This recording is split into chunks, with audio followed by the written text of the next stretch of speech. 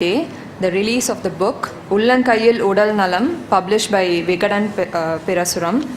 The book will be released by Dr. A.S. Manikavel. He runs the Mercury Nursing Home. He was also instrumental in the opening of the Government Homeopathic Medical College. The book will be received by Thiru A. Kumaresan, the Chief Editor of Thikadir.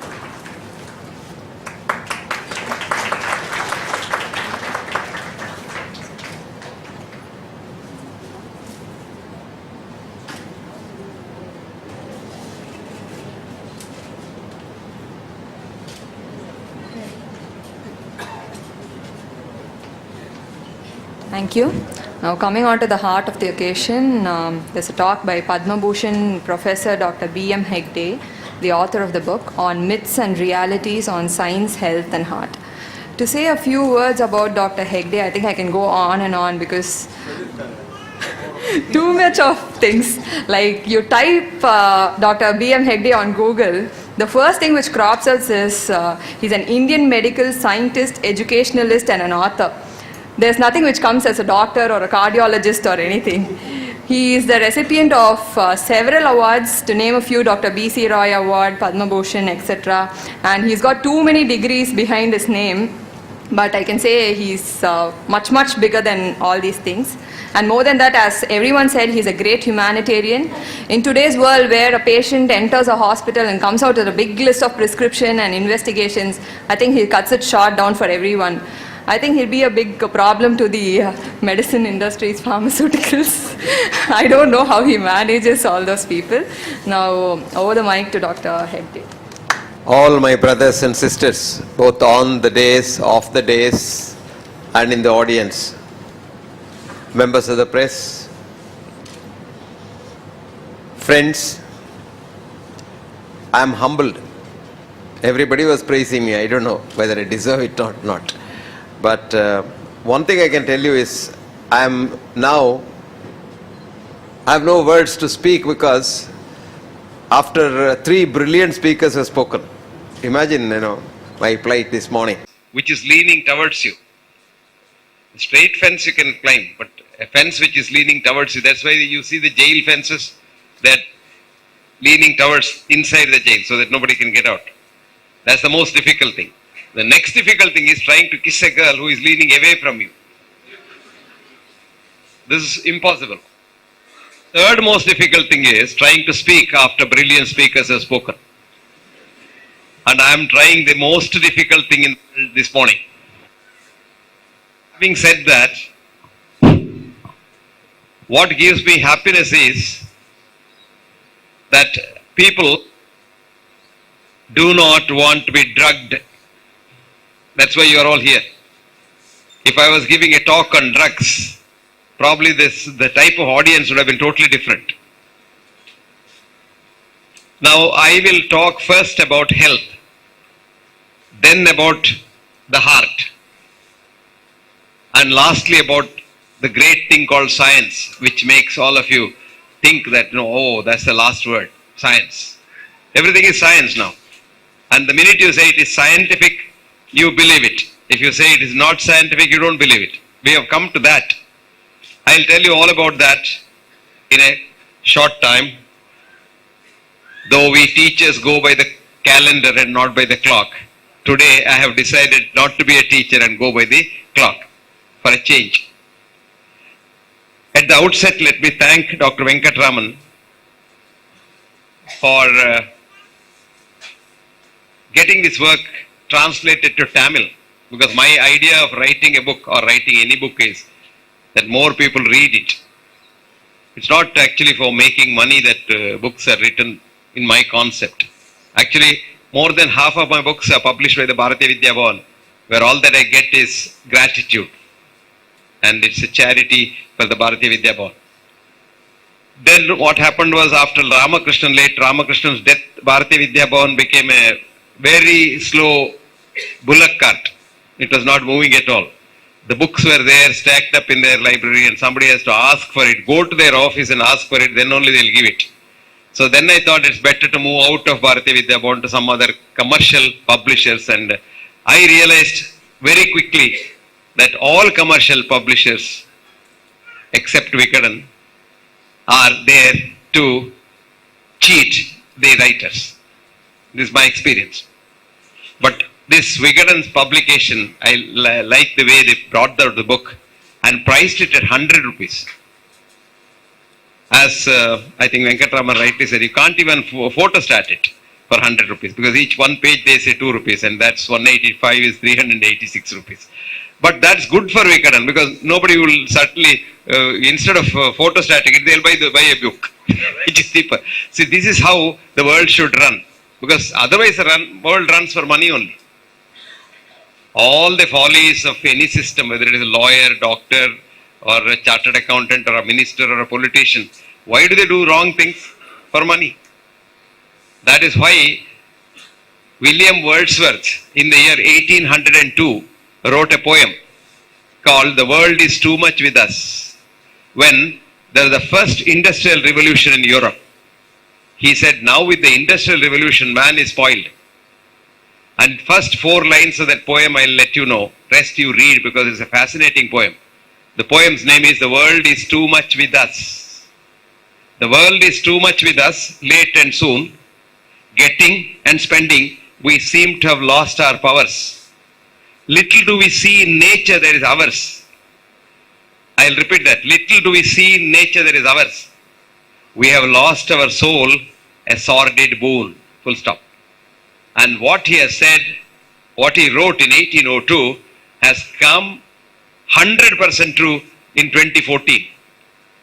Everything here exists for money. Not a single thing here exists for mankind. I always say, I love that word called humanism, which was originally coined by Comte, a great French philosopher.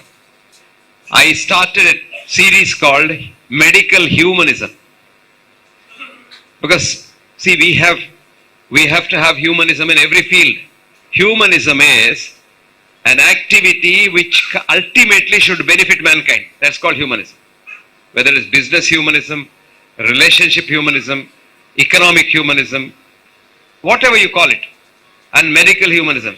Our aim should be to do good to patients. If you are a doctor, your primary aim should be to see that your patient, if possible, goes home straight. Now, very interesting study was done. We now claim that we have advanced so much in medicine that we can even get a dog's heart transplanted into man. Parvala. Off pannu. Appadi. Illa off agala. Adu koncha jaasti press panna off aidum. Permanent off aidum. Adukappuram varum. So, there was a study done in Johns Hopkins Hospital in 1940 and 1999. A good 50 years difference. The number of people per capita who went into the hospital, came back alive and came back on the stretcher, go to the crematorium, almost remained the same, and which was slightly worse in 1999 compared to 1940. This tells you all about what we do today. Cancer area, for example. We say now we have got everything for cancer. There's nothing to worry about cancer at all. Christie's Hospital is the oldest cancer hospital in Manchester. The first cancer hospital. And they have their records kept. Every record from the day it started till today, except 1940 and 41, 2 years when London was so badly bombarded by the German bombers. They don't have proper records, rest they have the records. Somebody audited one simple disease, chronic myeloid leukemia, one disease. 2 slots, 1900 and 1940, 1950 and 1990. Both same area, number of years. Very interesting thing is, 1900, 1940 we didn't have any medicine, any treatment for chronic myeloid leukemia except TLC, tender loving care. 1990, 1950, 1990, we had so many treatments. Splenectomy, this, that, busulfan, so many things. Now, audit shows, in the second half, we sent more people to meet their maker in heaven than in the first half. Very simple thing. Now I'll come to science. We think human body runs according to our linear mathematics. We give a patient with cancer every day 4 milligrams of busulfan. Okay, every day we give it. Patient takes it faithfully because we said don't miss a dose, but most of them miss it. That's why many of them are alive. Actually, a study showed in America, there's a journal called Drugs, which is a very prestigious journal. A study showed that if you give any patient one tablet to be taken once a day, the compliance is 76%. Did you now get this correct? If I ask you to take one tablet every day faithfully, 24% of you will forget it. One day or the other you forget. But when it becomes 2 tablets to be taken twice a day, the compliance is 46%. When it is more than 3 tablets per day, the compliance is 23%. Did you get it? That means 77% of the people do not take regularly drugs prescribed if there are more than 3 drugs in the laundry list that we always give. But today, 3 drugs is very rare. You have about 13, 14, 15, 18, 19 drugs. So you can imagine what percentage of them take the drugs. Now I'll give you the side effects of the drugs. Adverse drug reaction is the commonest cause of death in America. America is the only country where there are good statistics kept. 4 jumbo jet load of human beings die every month due to adverse drug reactions, ADR. In last year, 1 million people, that is 10 lakhs Americans, America's whole population is about 1/4 of Indian population. You can imagine that, 300 million. Out of the 300 million, 1 million died of adverse drug reactions. 79 million people got admitted to the hospital because of adverse drug reactions but did not die. This is the number that we are aiming to increase because these 79 million people who came with drug reactions are the people who got the hospital industry $80 billion profit. Just imagine that. So, an Indian doctor in America, a surgeon, has written a book on how surgery happens and how to reduce surgical deaths. In that he says, very interestingly, he says that if you probably don't have complications after surgery, many of the hospitals will have to close because their biggest income is surgical complications. I do an operation, let us say I remove the appendix, and the patient goes home after that without anything, I may get some dollars, say maybe $5,000, $10,000, $20,000. Suppose he comes back with the complications several times and needs more and more operations, my income will be enormous. So people want, the hospitals want more complications after surgery. Hospitals want more drug reactions so that they can treat more people. But that's okay. I don't mind they're making money. But I'm worried about people who are sent to meet their maker in heaven by the drugs. Now this, in my calculation, now if you put the 2 calculations together, 77% of the people do not take the drugs that doctors have given. Supposing all of them had taken it, what would be the number of adverse drug reactions? See, 23% is 1 million. That is 4 jumbo jets every month. Supposing 100% them took it, you require 10 jumbo jets every month dying. If one jumbo jet falls, one small jet falls near Agra, 4 people die. It's been news in every paper and every television. Day before yesterday, one of our Air Force jets fell down. Now every month 4 jets fall down, no paper writes it. Common man doesn't get to read it. And today it is so difficult to convince people not to take drugs. People want drugs. Even if there is a good doctor, there are a lot of good doctors, let me tell you. In all systems of medicine, there are actually majority of doctors are good human beings. There's only a microscopic minority of bad elements who give the system a bad name. Now, these good doctors sometimes don't want to give drugs, but the patients demand drugs. The mother comes with a child which has a common cold. A sensible doctor says, treated cold lasts for 7 days, untreated for more than a week. So, then mother says, no, you give an antibiotic, my child has to go to school tomorrow, he has got an exam, teacher will be angry. Now the doctor is forced to give antibiotics, okay, even if he doesn't want it. Now, what happens if you give antibiotics to a viral disease is, antibiotics cannot kill viruses. Antibiotics change the immune system response to the viral disease. Now, as Venkatraman said, my book says there is a good doctor inside. I'll tell about him or her later. But this doctor tries to cure you in most cases. Now, there is a response from the immune system, which is called the cytokine response or T1, which cures the common cold by itself. Now, the minute you give antibiotics, that gets changed to T2, which means it produces vasospasm. It produces bronchospasm. We are manufacturing asthma in the society. The incidence of asthma has gone up so much. Death rate due to asthma has gone up so much that today asthma has become a big problem. I still remember in the 50s when we were students, our textbooks used to say, asthma is a very mild disease, nothing to worry about it. And asthmatics are protected against tuberculosis. So if you are an asthmatic in our time, it was good because you don't get tuberculosis. The dreaded disease was tuberculosis. Today, asthmatics have more tuberculosis than non-asthmatics. Because we give so much of steroids to asthmatics, which depresses the immune system, and TB germs are in our air. So you become a TB patient. Now, there's a very interesting new development.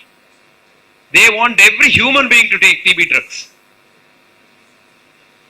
Somebody was telling me day before yesterday, which I don't know, I have not confirmed yet. Rotary organization has now left polio. They were after polio for a long time. I used to tell them, do you know anything about polio? They don't know. They are Rotarians. Then why do you want to get involved with that? They don't know. Now they are getting involved with tuberculosis, I am told. And for the Rotary organization, Ninga Rotary? They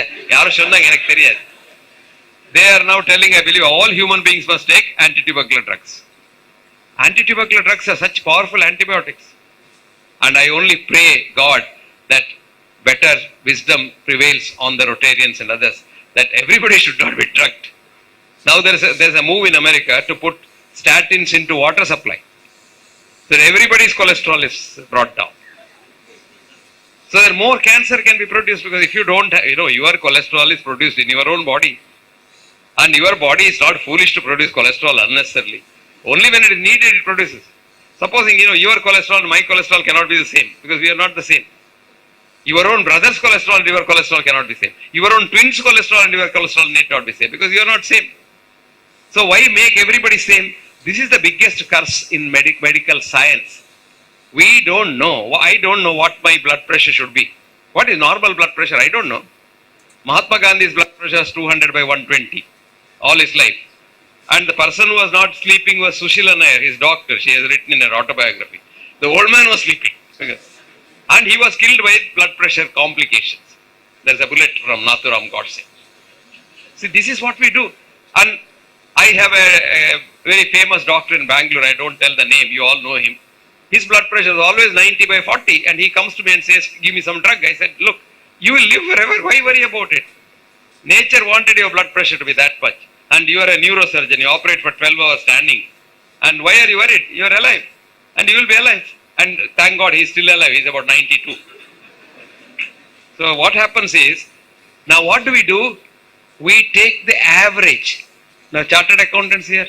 What we do is average blood pressure of human beings. That's a Gaussian curve, mean plus 2 standard deviation. And that we call as normal. Average is converted into normal. Now this is done not without any reason.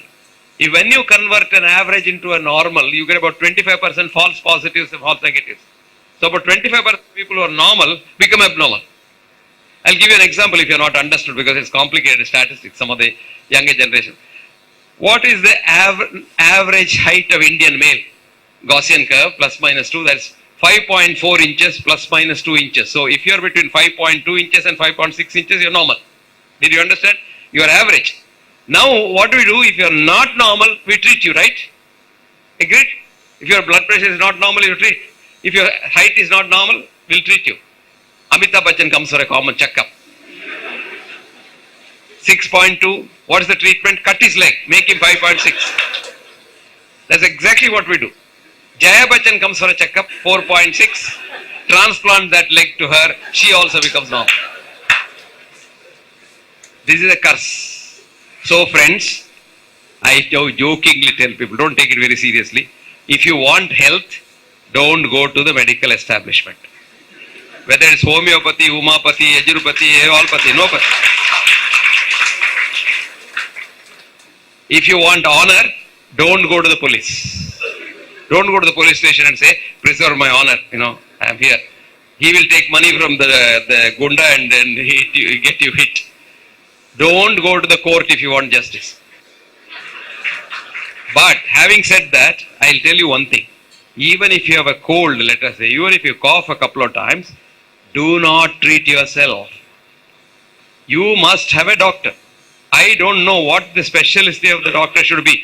He can be a homeopath, he can be an allopath, he can be an Ayurvedic man, he can be a Pandit, he can be an RMP, he can be an osteopath, he can be a chiropractic, doesn't matter. Because a study by the WHO in Thailand some years ago showed there are 5 types of medicine practiced in Thailand.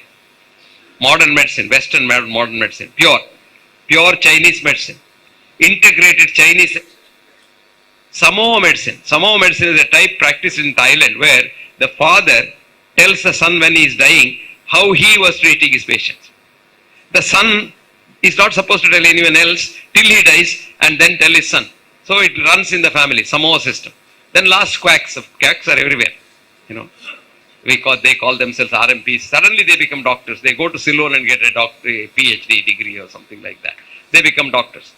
All these 5 people were studied effect on society. Do you know what the study showed after 5 years? All of them equally effective on society. Now we know why. There's a study which is done now. Last year it was done in 4 universities, Oxford, Cambridge, Hamburg and Munich.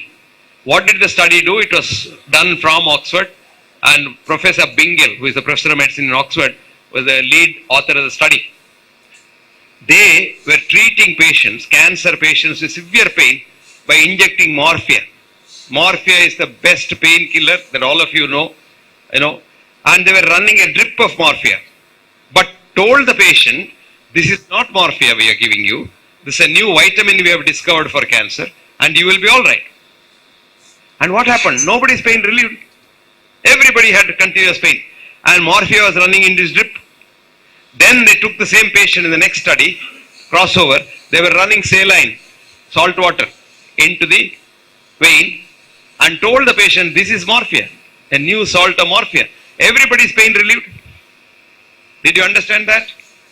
Pain got relieved with salt water. Pain did not get relieved with morphia. When the patient thought salt water was morphia, morphia was salt water. Did you get that? Then the trialists themselves were confused. So they wanted to see what is happening. Whether is this a fluke, something happened. So they did fMRI for the patient to repeat the study. fMRI is functional MRI. You can see what the brain is doing in fMRI. It's very expensive. If you go to the hospital, they'll do an fMRI for it. It's not needed. For research, they did it. And when the patient believed that it is morphia, the forebrain produced so much of painkillers, opioids, that the pain disappeared. When the patient did not believe that it was morphia, when morphia was running, the brain slept. This is the confirmation of Hahneman's first principle, because Hahnemann was also a doctor. And Hahnemann was so confused like we are confused now, and he was as much confused as these Oxford doctors doing the study. He probably thought, placebo, I please, because he lost his own son from a simple infection. So it's placebo. Placebo in Latin means I please. When the mind gets pleased, the mind produces medicine. That is your doctor. And that is how homeopathy was born. And homeopathy was more popular in America than modern medicine. The American Homeopathic Association started in 1847. And who started it? American doctors were fed up with our conventional treatment at that time. What was the conventional treatment? Galen in 127 said, all diseases are due to bad humors and they must be purged, vomited and blood-let. So we were letting blood out for every disease from common cold to cancer for 2,500 years. Can you believe that? And how many people we must have sent to heaven. But the notable people are, George Washington had typhoid fever. So his doctors let his blood out completely till he died. Napoleon Bonaparte had tuberculosis of the heart. It's called tubercular pericarditis. He was also bloodlet. When your pericardium is tightly damaged and it's constricting your heart, if you let the blood out, he'll quickly die. That's, bloodletting was so common. Then also doctors did not learn from their lesson because only the rich people came to the doctors. Even those days, doctors were after money. Rich people came to doctors. The poor man who did not come to doctors, he did not die.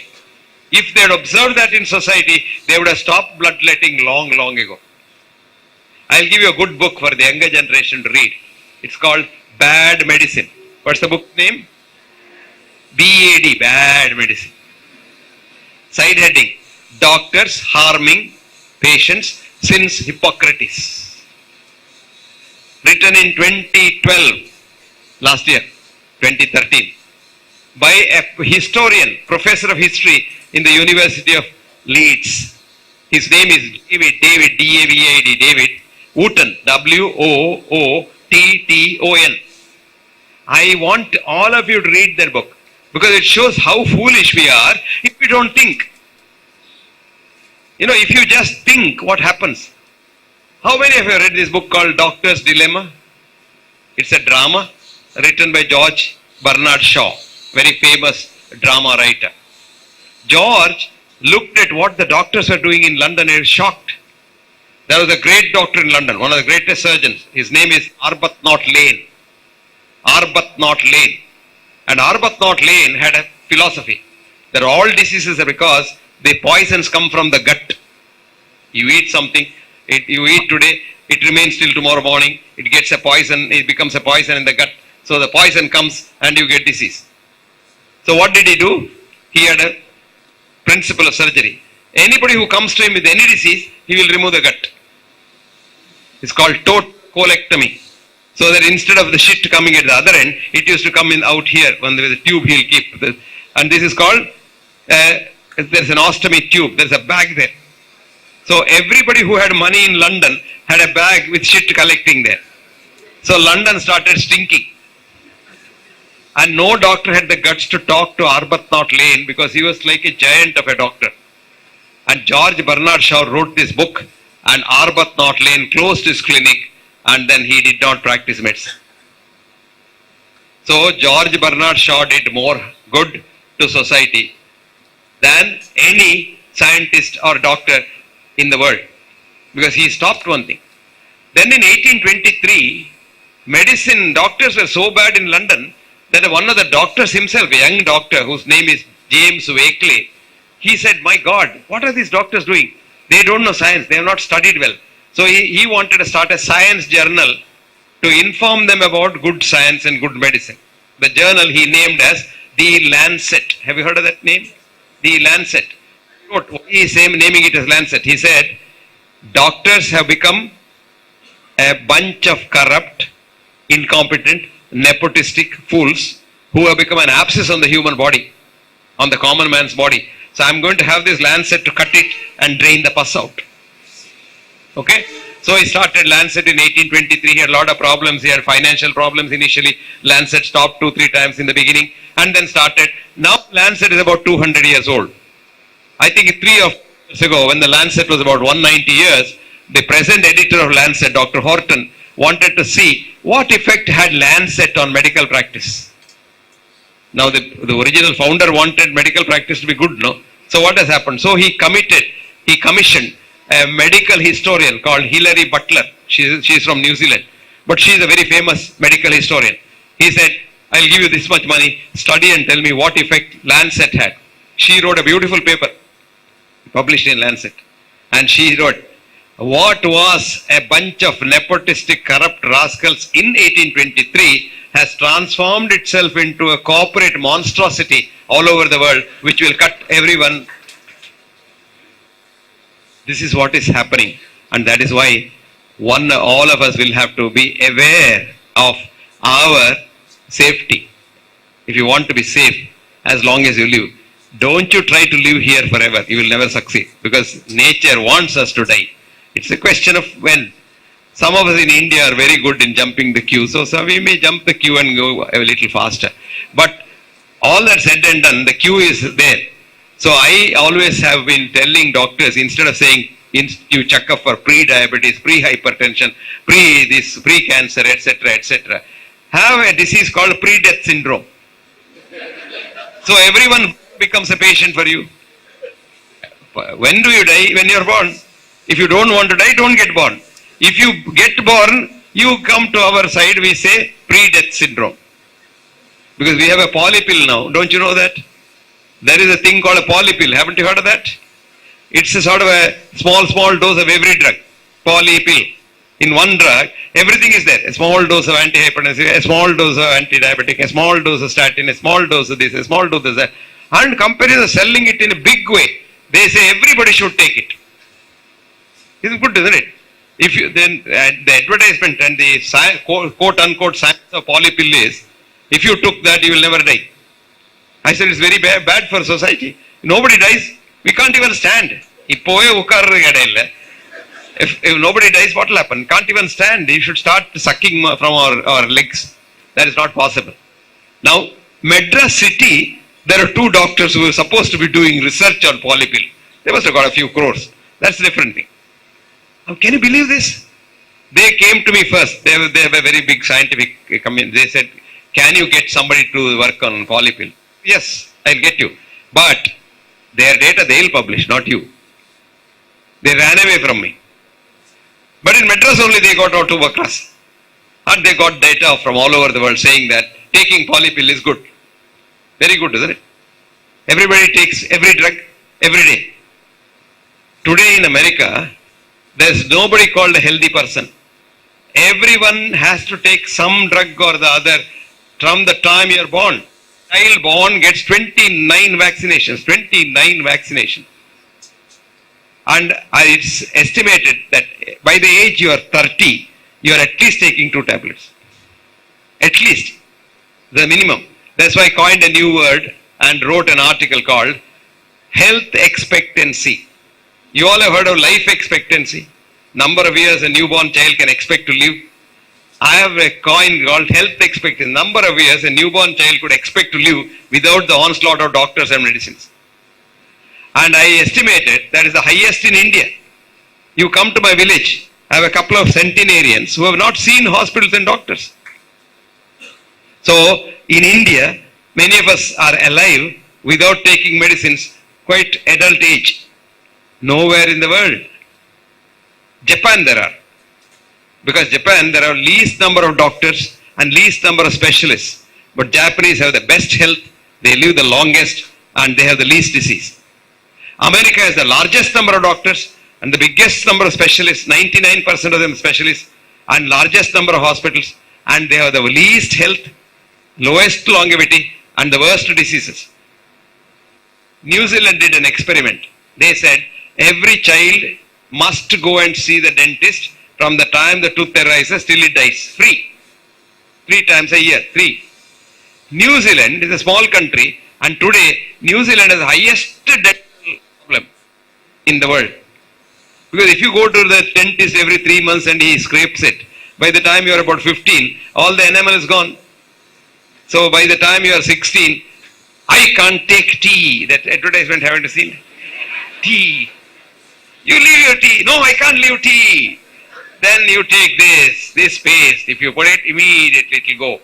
And she will give a paste and you put it and then, tea. 100% false. 100% false.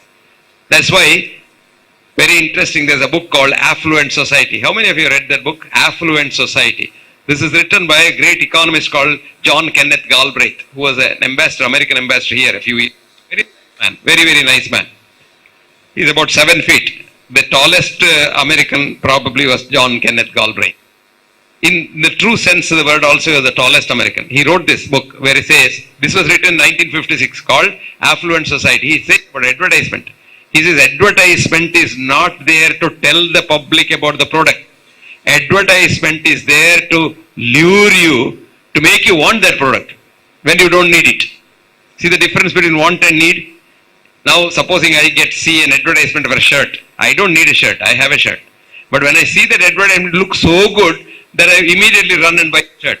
And this is where the economy works. It's called affluent society. And there is another Nobel laureate economist called Stiglitz. He has written a book, Of the 1%, For the 1%, By the 1%. Have you read that book? You must read that book. This world runs for 1% of human beings, by 1% of human beings, and for 1% of human beings. Can you believe that? 99% of us will have to make do with 1% of the resources. And 1% of the world makes 99% of the resources and swallow. Do you know how education changed? All this, due to three people. All this medicine, the problem that we are talking about, adverse drug reactions, doctor telling something wrong, medicine being wrong, science being wrong, all because of three people. Very rich three people in America, D.P. Morgan, Andrew Carnegie, Nelson Rockefeller, were the richest people in 1910 in America. So they came together and said, why do we compete with each other? We'll of course make money, but we want to control the whole world, that we should come together. So they had a consortium of three people. They gave $50 million for some very intelligent people like our editor here, and they said, tell us how to control the world. They spent the money and they came with an idea, control education, you can control the world. This document was kept as a secret document till recently. When RTI, the document has come out. The document says, find out how much does it cost to tell the child in the school and make the child believe that snow is black. Did you understand that? That is what you are taught now in the school. Snow is black. That's called educare. The authorities want to let the child know what they want the child to know. Have you read the history books? You must read the history books, NCERT. New history, their own history. What the government of the day wants you to believe, that's the history. America also same thing. So they said, we must now tell the child what the child wants to know, what we want to know. That is called education. But real education is educere. Educe, E-D-U-C-E, means deliver. The child is an intelligent child when it is born, and you have to get the best out of the child. Now I'll come to science. On the day you are made in your mother's womb, not the day you are born, you have the consciousness of this whole universe. The whole universal consciousness is known to you on the day you are made, because you are made unique. There are no two human beings. No, why two human beings? No two living things having the identical genetic pattern. That supposing you want to be unique, you must know everyone else. Supposing Venkatraman says, I must today go to the meeting with a shirt which nobody should have. He must know what others have got the shirt first. So the child is a genius. It knows everything. Only thing is, you get the best out of that child. That's called education. Swami Vivekananda said, education is a manifestation of the perfection which is already in man. Education is just polishing you. In Sanskrit we say, dagdam, punarapi, punaha, kantam, kantavarnam. Even the gold to shine, you must heat it and beat it. So the child should be polished. And that's all what the teacher should do. But on the contrary, today what we do is, the child is told what the teacher and the officers and the government wants the child to know. So we now tell you what's called science. You know what is science? Science is a golem. Golem, you know golem? Any Malayalis here? Golem. Golem. You know golem? You know the scarecrow? In the buildings and all, they put a ugly figure there so that... Enna cholrade? Drishti. Ama drishti. Namba kuda drishti jolva. Kannadathile. In the drishti in Hebrew is called the golem. Golem is a figure like that which the Jewish priests, they are called the rabbis, used to take to the king. All the Jewish priests are the priests of the king. Now there's this called the famous golem. The king of that particular country wanted to abolish Jews from that country. So there was a law to be enacted saying that all Jews must leave this country by so and so date. But the priest was the Jew. So the priest went with the golem to the king and said, sir, there's something very bad about your future that I see in this horoscope of yours. The king said, what's happening? That may day you abolish the Jews, you will get destroyed. And at that time, he had a small cracker inside that golem, Drishtila. It exploded and the golem got into... So the king got so frightened that Jews are still there. It's called the Prague Golem. Have you heard of that? Read that. The Golem, Prague Golem. Now, two scientists have written about science. Two scientists, two physicists, Colin and Trevor Pinch. These two are physicists who have written how hollow the whole science is. The book is called The Golem, Golem. There's an Indian edition, very cheap, for 75 rupees. You go to the what's that called? What.com is that? There's an Indian.com. Flipkart.com. For 75 rupees you get the book. You must read, all the journalists must read that. It's called The Golem. There's a beautiful thing in science called the fish net hypothesis. Have you heard of that? Fish net hypothesis. So the ichthyologists, the scientists who study the fish, went to the sea and caught fish, then came and studied it, measured it with the vernier calipers and all, and then came to one conclusion. All sea fish is bigger than 2 inches. They wrote paper, it became science, fisheries college, they taught it, and everybody believed it. After some years, some other scientists went with another net. They caught fish, and small fish were also caught because their hole was smaller in the net.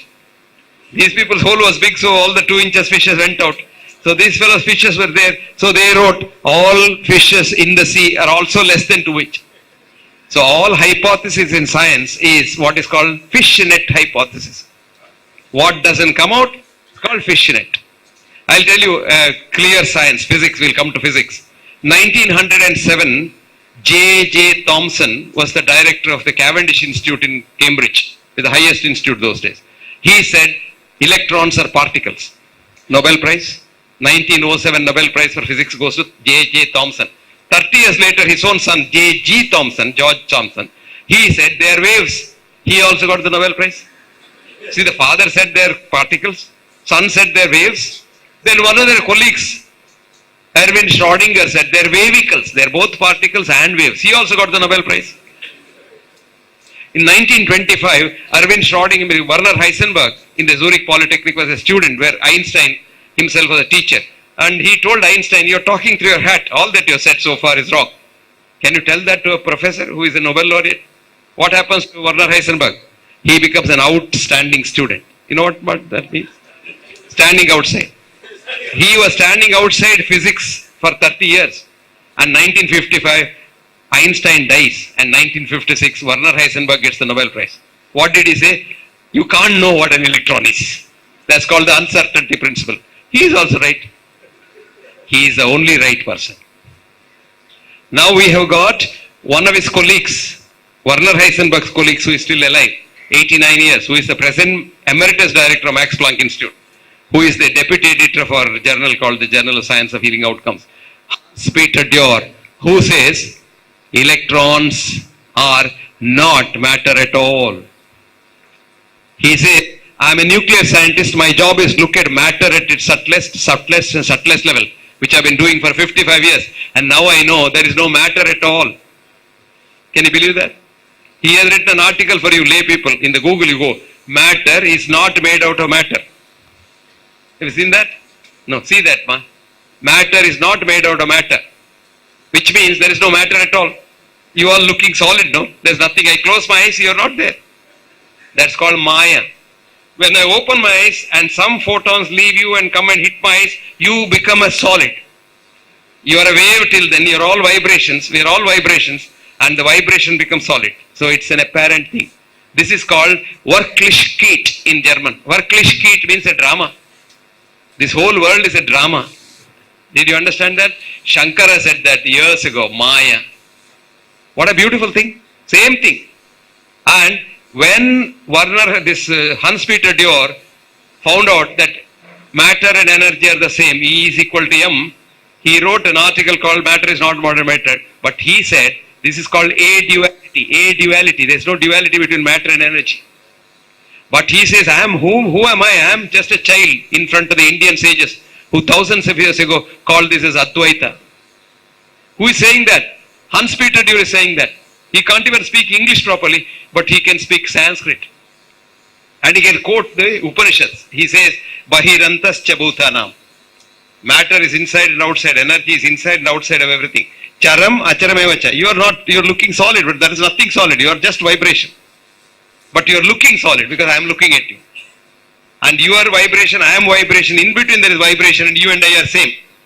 And if you know this science, which is not the science that is taught in school, even after 85 years of science having changed, if you know that, I can't hate you. And if I don't hate you, I won't get any illness. You see, this is the basis of health. Illness comes when I hate you because your cells and my cells love your cells and my cells love my cells. And now if I hate you, my cells say, what is wrong with this fellow? I love everyone and this fellow is hating somebody. So after some time, my own cells say, I will hate this fellow's cells only. And that is what we call autoimmune disease. Your own body kills your own body. Who did that? Your mind. Where is the mind? Never mind. Mind is everywhere. Bahirantascha bhutanam. Charam acharamevacha. Sukshmavate tai avidyam. You can't see the mind. Cha durastam. When you don't know, you don't know. Cha aniketa cha tat. When you know, it is inside you. And that is the mind that is playing everything.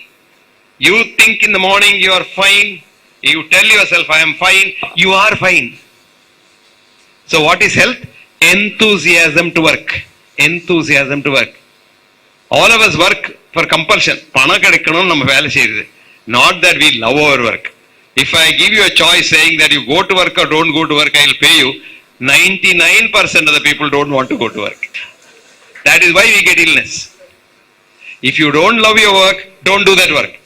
But do the work which you love. And that is not possible all the time. That is why the saying, wise people don't work what they get. They make everything they love. So supposing I am working as a clerk, I must love my work, then I am very healthy. When I don't love my work, I am very unhealthy. Look at these boys and girls in the IT industry. Every one of them is not healthy, even at the age of 25, 30. They come with serious diseases.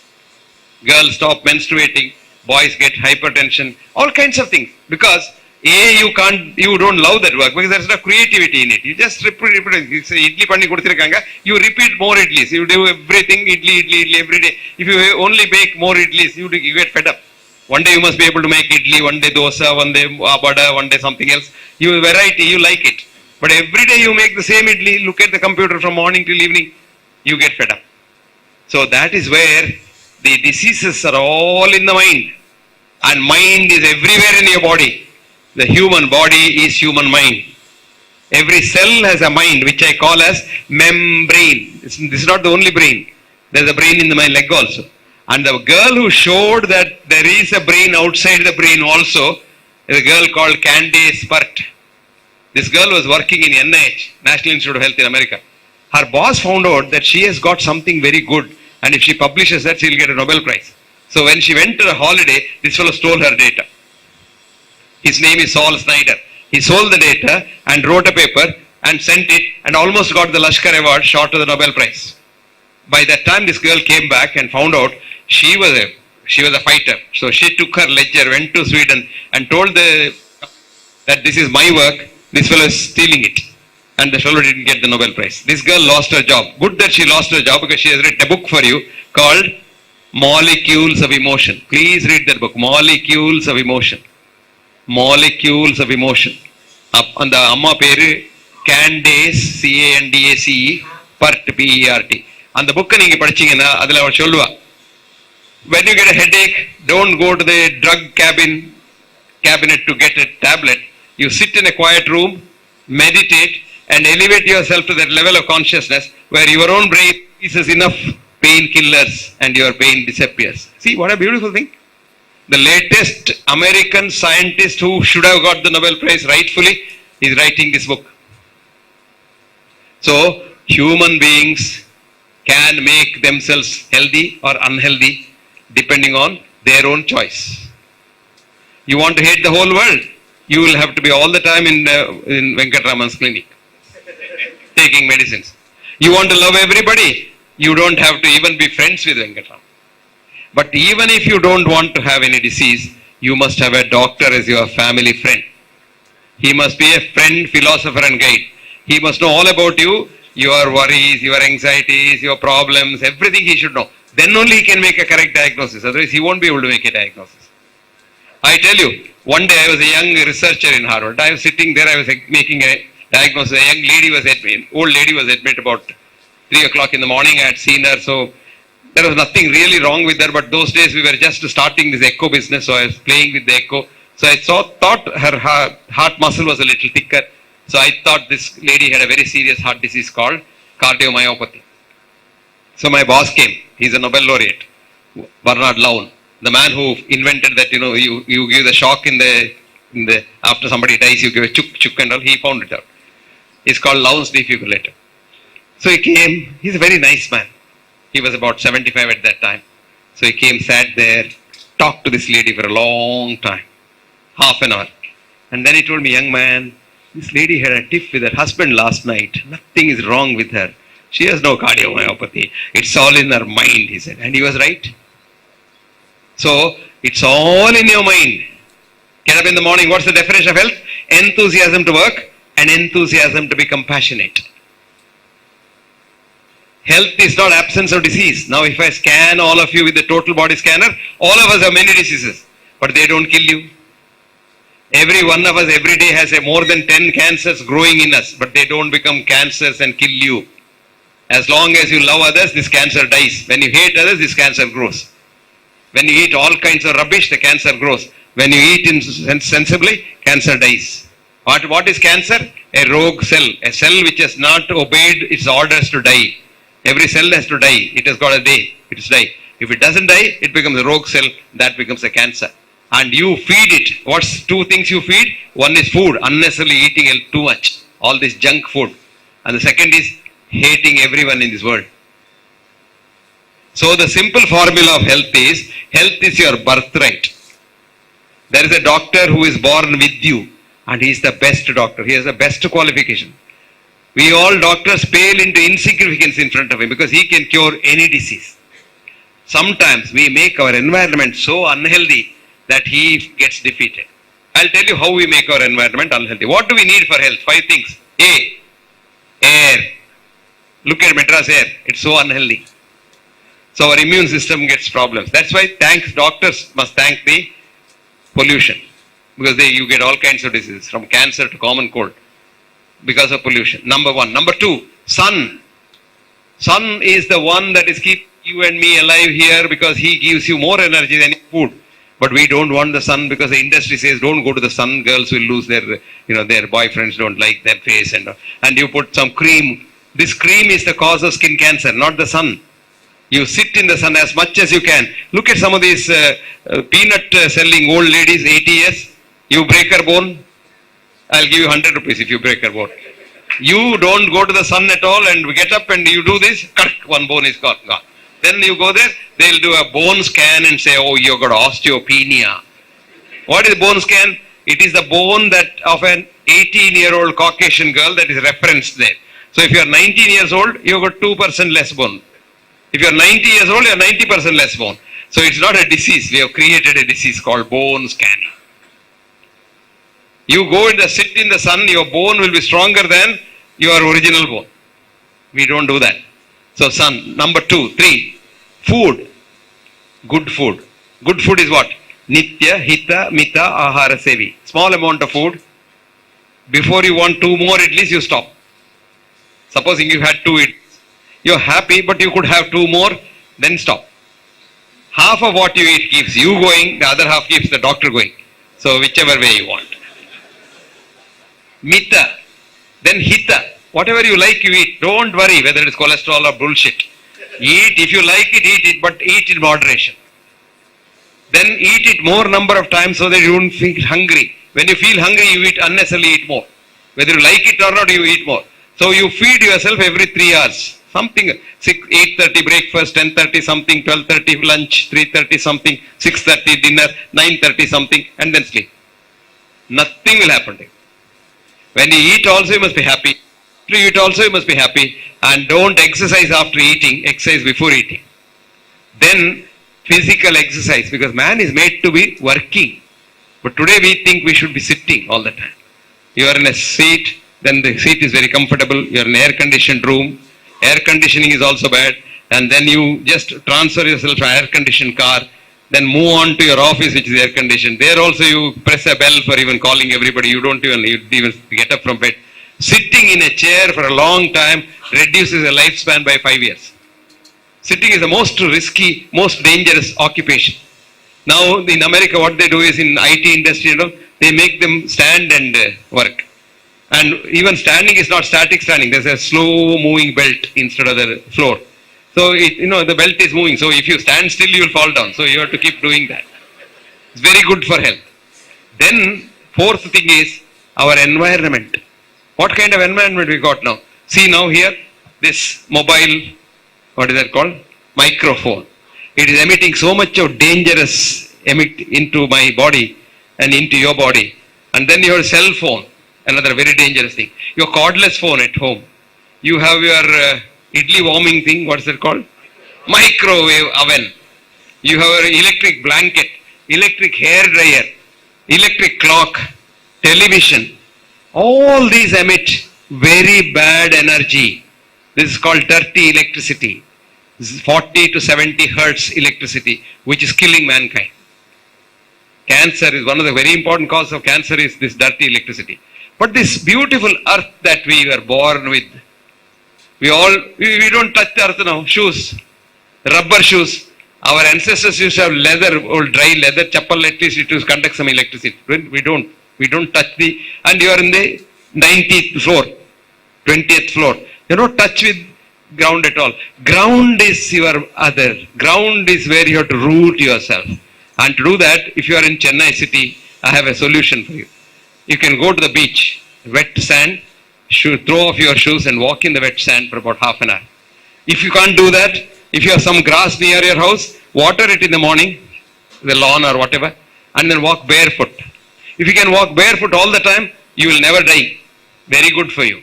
And look at our farmers, they not only walk barefoot on wet ground in the fields, they don't get anywhere. You just have all these aches and pains for which you go and take homeopathic medicine. Don't do that. Walk barefoot, the aches and pains disappear. Even if you are 90 years, you don't have any aches and pains at all. So 5 things for health. The 5th element is most important because of our civilization. We have become so civilized and so advanced and so scientific that we want to do everything wrong. So don't do all these things. I can't now ask you to go back to the Stone Age. So what I am now trying to do is, I am devising a good energy jacket. A jacket which emanates 0 to 30 hertz that the earth gives you otherwise. So I am devising this for IT boys and girls because I feel so sorry for them looking at them. I don't think I should be treating a girl at 20 years for menstrual irregularity and then she gets polycystic PCOD and then she can't get married, and if she gets married also she will get a child. I feel so sorry, I sometimes cry. Now I am devising this, I have devised it already, and I want to give it to all these companies saying that, give them as like a uniform. Just put on a jacket and that generates that 30, instead of this giving a 70 hertz killing them, the 70 hertz comes from their computer, this 30 hertz protects that. It's like, when you go to the X-ray room, you put on a lead jacket. I'm preparing a jacket like that. Because I can't be telling them you do leave your job and go because nobody bothers. One girl is so bad, she's about 25, I told her, you leave your job. No sir, I'm the project manager, I'm getting a lakh of rupees. See, lakh of rupees. I said, your life, future life. She's not bothered about that. She wants a lakh of rupees. Her mother comes to my house every day and cries. Do something for her. Your daughter can be very easily treated if she leaves that job. Oh no, that she can't do. So at least now we have to have a via media. So these are the 5 things for health. Water, drinking water. Many of us don't drink water at all. We drink very good water in the tin, which is poison, 100% poison, which contains so many bad things. And I saw the other day in Chennai, I saw a boy who came all the way from Singapore to see me. He is actually a Ranji Trophy player in Calcutta. You can imagine how healthy he should have been. And now he joined his IT company. He's a big man in the IT company in Singapore. He's 95 kilos now, 95 kilos. A Ranji Trophy player 5 years ago is 95 kilos now. And he has got very high blood pressure, 8 blood pressure lowering drugs, nothing has happened. He's a diabetic, he can't walk, he became breathless. So I asked him, He said, nobody has talked to me. They only do the report. I have got all the reports from Singapore. See that? I said, I don't want to see the report because I'm not treating the report. I'm treating you. Then I told him, how much do you sleep a day? Sleeping? Where is the time for sleeping? I don't need sleep, doctor. I get about an hour and a half and 2 hours a day between somewhere if I get time. Can you believe that? Now that's the first thing. Second thing is, what do you eat? Do you get? Well, I said, no, I don't take a breakfast. I run there and I bite something there. This, what is that? Hot dog or a cold dog or something. And then I on an average, I take about 20 tins of Diet Coke. I don't want to put on weight. Diet Coke, still worse. Coke is all right. Diet Coke is really dangerous. This is the boy. And sitting all the time, looking at the computer. Now I told him, young man, I can't do anything for you unless you leave your job. This boy was very sensible. He said, I'll go back, resign my job and come. I said, I'll treat you. Not with these tablets. I'll treat you. But first you leave your job. You can do anything. The world is very wide. Why do you want to do all the job and get all the, all this and die prematurely? If supposing destined to die prematurely, nobody can help it. But why do you want to kill yourself? This is the problem. So these 5 things, remember? You remember? What are they? Air, sun, water, food, earth. The 5th element of health is earth. Very important thing. And you can't touch the earth, then of course, nobody can help you. So where treatment is very simple, no doctor is needed. Go out in the sun. There are so many old ladies whom I saw in Chennai, I tell them, you take her out, put out there, she'll be all right, and most of them are all right. And then walk on nobody wants to walk barefoot. They say something will bite you. In my hotel I walk barefoot. Everybody is looking at me. Even the watchman is looking at me. Sir, cherpilliye. Cherp vendan vittu. Illa sir, vendan temporary namma cherp eduthukonga sir. He thinks I have forgotten my cherp, so he's offering his cherp because I treated him sometimes, So he says, namma cherp eduthukonga sir. And that's the reason why I stay in that hotel, because there is a big lawn. And I have made arrangements for it to be watered in the morning, so I can nicely walk there. So please do all this for health. Now last. Science I told you, that science is a golem. Now last, heart. Have a heart, you will have a healthy heart. As simple as that. Have a heart, you will have a healthy heart. And don't all the time think about the heart. Even a child has got coronary artery blocks. If you have artery blocks, only you live. If you don't have artery blocks, you die very early. So we now use that to buckrify you.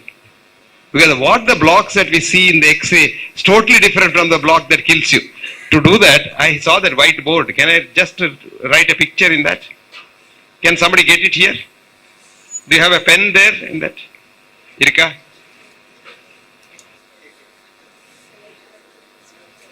இல்லையா?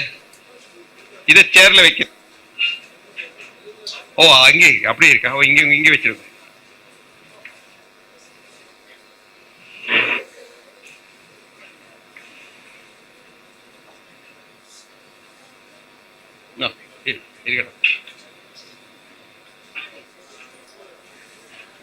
இருக்கட்டும். Good boy. Very good boy. See, we show you that picture called angiogram. It varies from 12,000 to about 50,000 depending on which hospital you have done. Everybody gets an angiogram. It's like everybody who goes to your house gets a cup of tea. Everybody who goes to the hospital gets an angiogram. And what do we see is 4 big arteries outside, which is called epicardial artery. Don't worry about all that. But a simple thing is, this is the artery and this they show as the block. And they say 90% block. Appa the poor wife thinks, eppadi 10% இவர் இருக்காரு. Then he'll say, இப்போ பண்ணணும். இப்போ போக முடியாது, வீட்டுக்கு போக முடியாது. சார் பணம் இல்லை, வீட்டுக்கு போக முடியாது. போயிட்டு வர்றப்ப சத்து போனா நான் ஜவாப்தாரி இல்லை. You are sitting on a volcano. It might burst anytime. This 90% thing has nothing whatsoever to do with the disease, because this is a God-given block. This is a patch. The artery is injured and then it's patched with some cholesterol. It's a nice patch. But what kills you is what's called mural plaque. It is in the wall like that. That can never be seen by an angiogram. It can only be seen by an angioscope. If you look at an angioscope, it looks as if that's rough there, rough surface there. The picture doesn't show. And this kills because it attracts a clot and tuck, you are dead. This does not attract a clot. That 90% நேத்துக்கு வரல. That 90% has taken about 50 years to come. They did a survey on children going to school. Angiogram பண்ணாங்க. Young soldiers, American soldiers in the Vietnam War and Korean War, aged 18 years, young healthy soldiers were shot dead, were post-mortem angiogram, and 76% of them had 3-vessel disease, 3-vessel blocks. 52% of them had 2-vessel block, and 15% of them had left main block. Today's standards, all those boys need a bypass surgery, but they were in the American army. Now we know this plaque is called vulnerable plaque. This is called in the vessel wall. This is the wall of the vessel. There's a plaque there which can't be seen, and that's called the vulnerable plaque. That's a killing plaque.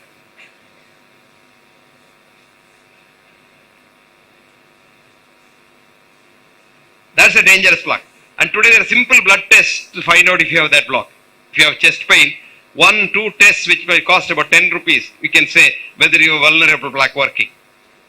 But this is intraluminal block. It's nothing to do with the 50%, 60%, 90% means nothing. And the heart is not a stable structure. It's doing that. And each time you do that, what is 5% can be 100% also. I'll show you how. Does that. As the X-ray is taken, it is doing that 72 times a minute. So you don't know which way you're seeing. If you really want to scientifically find out, there are methods of doing it, but we don't want to do that because that's not business.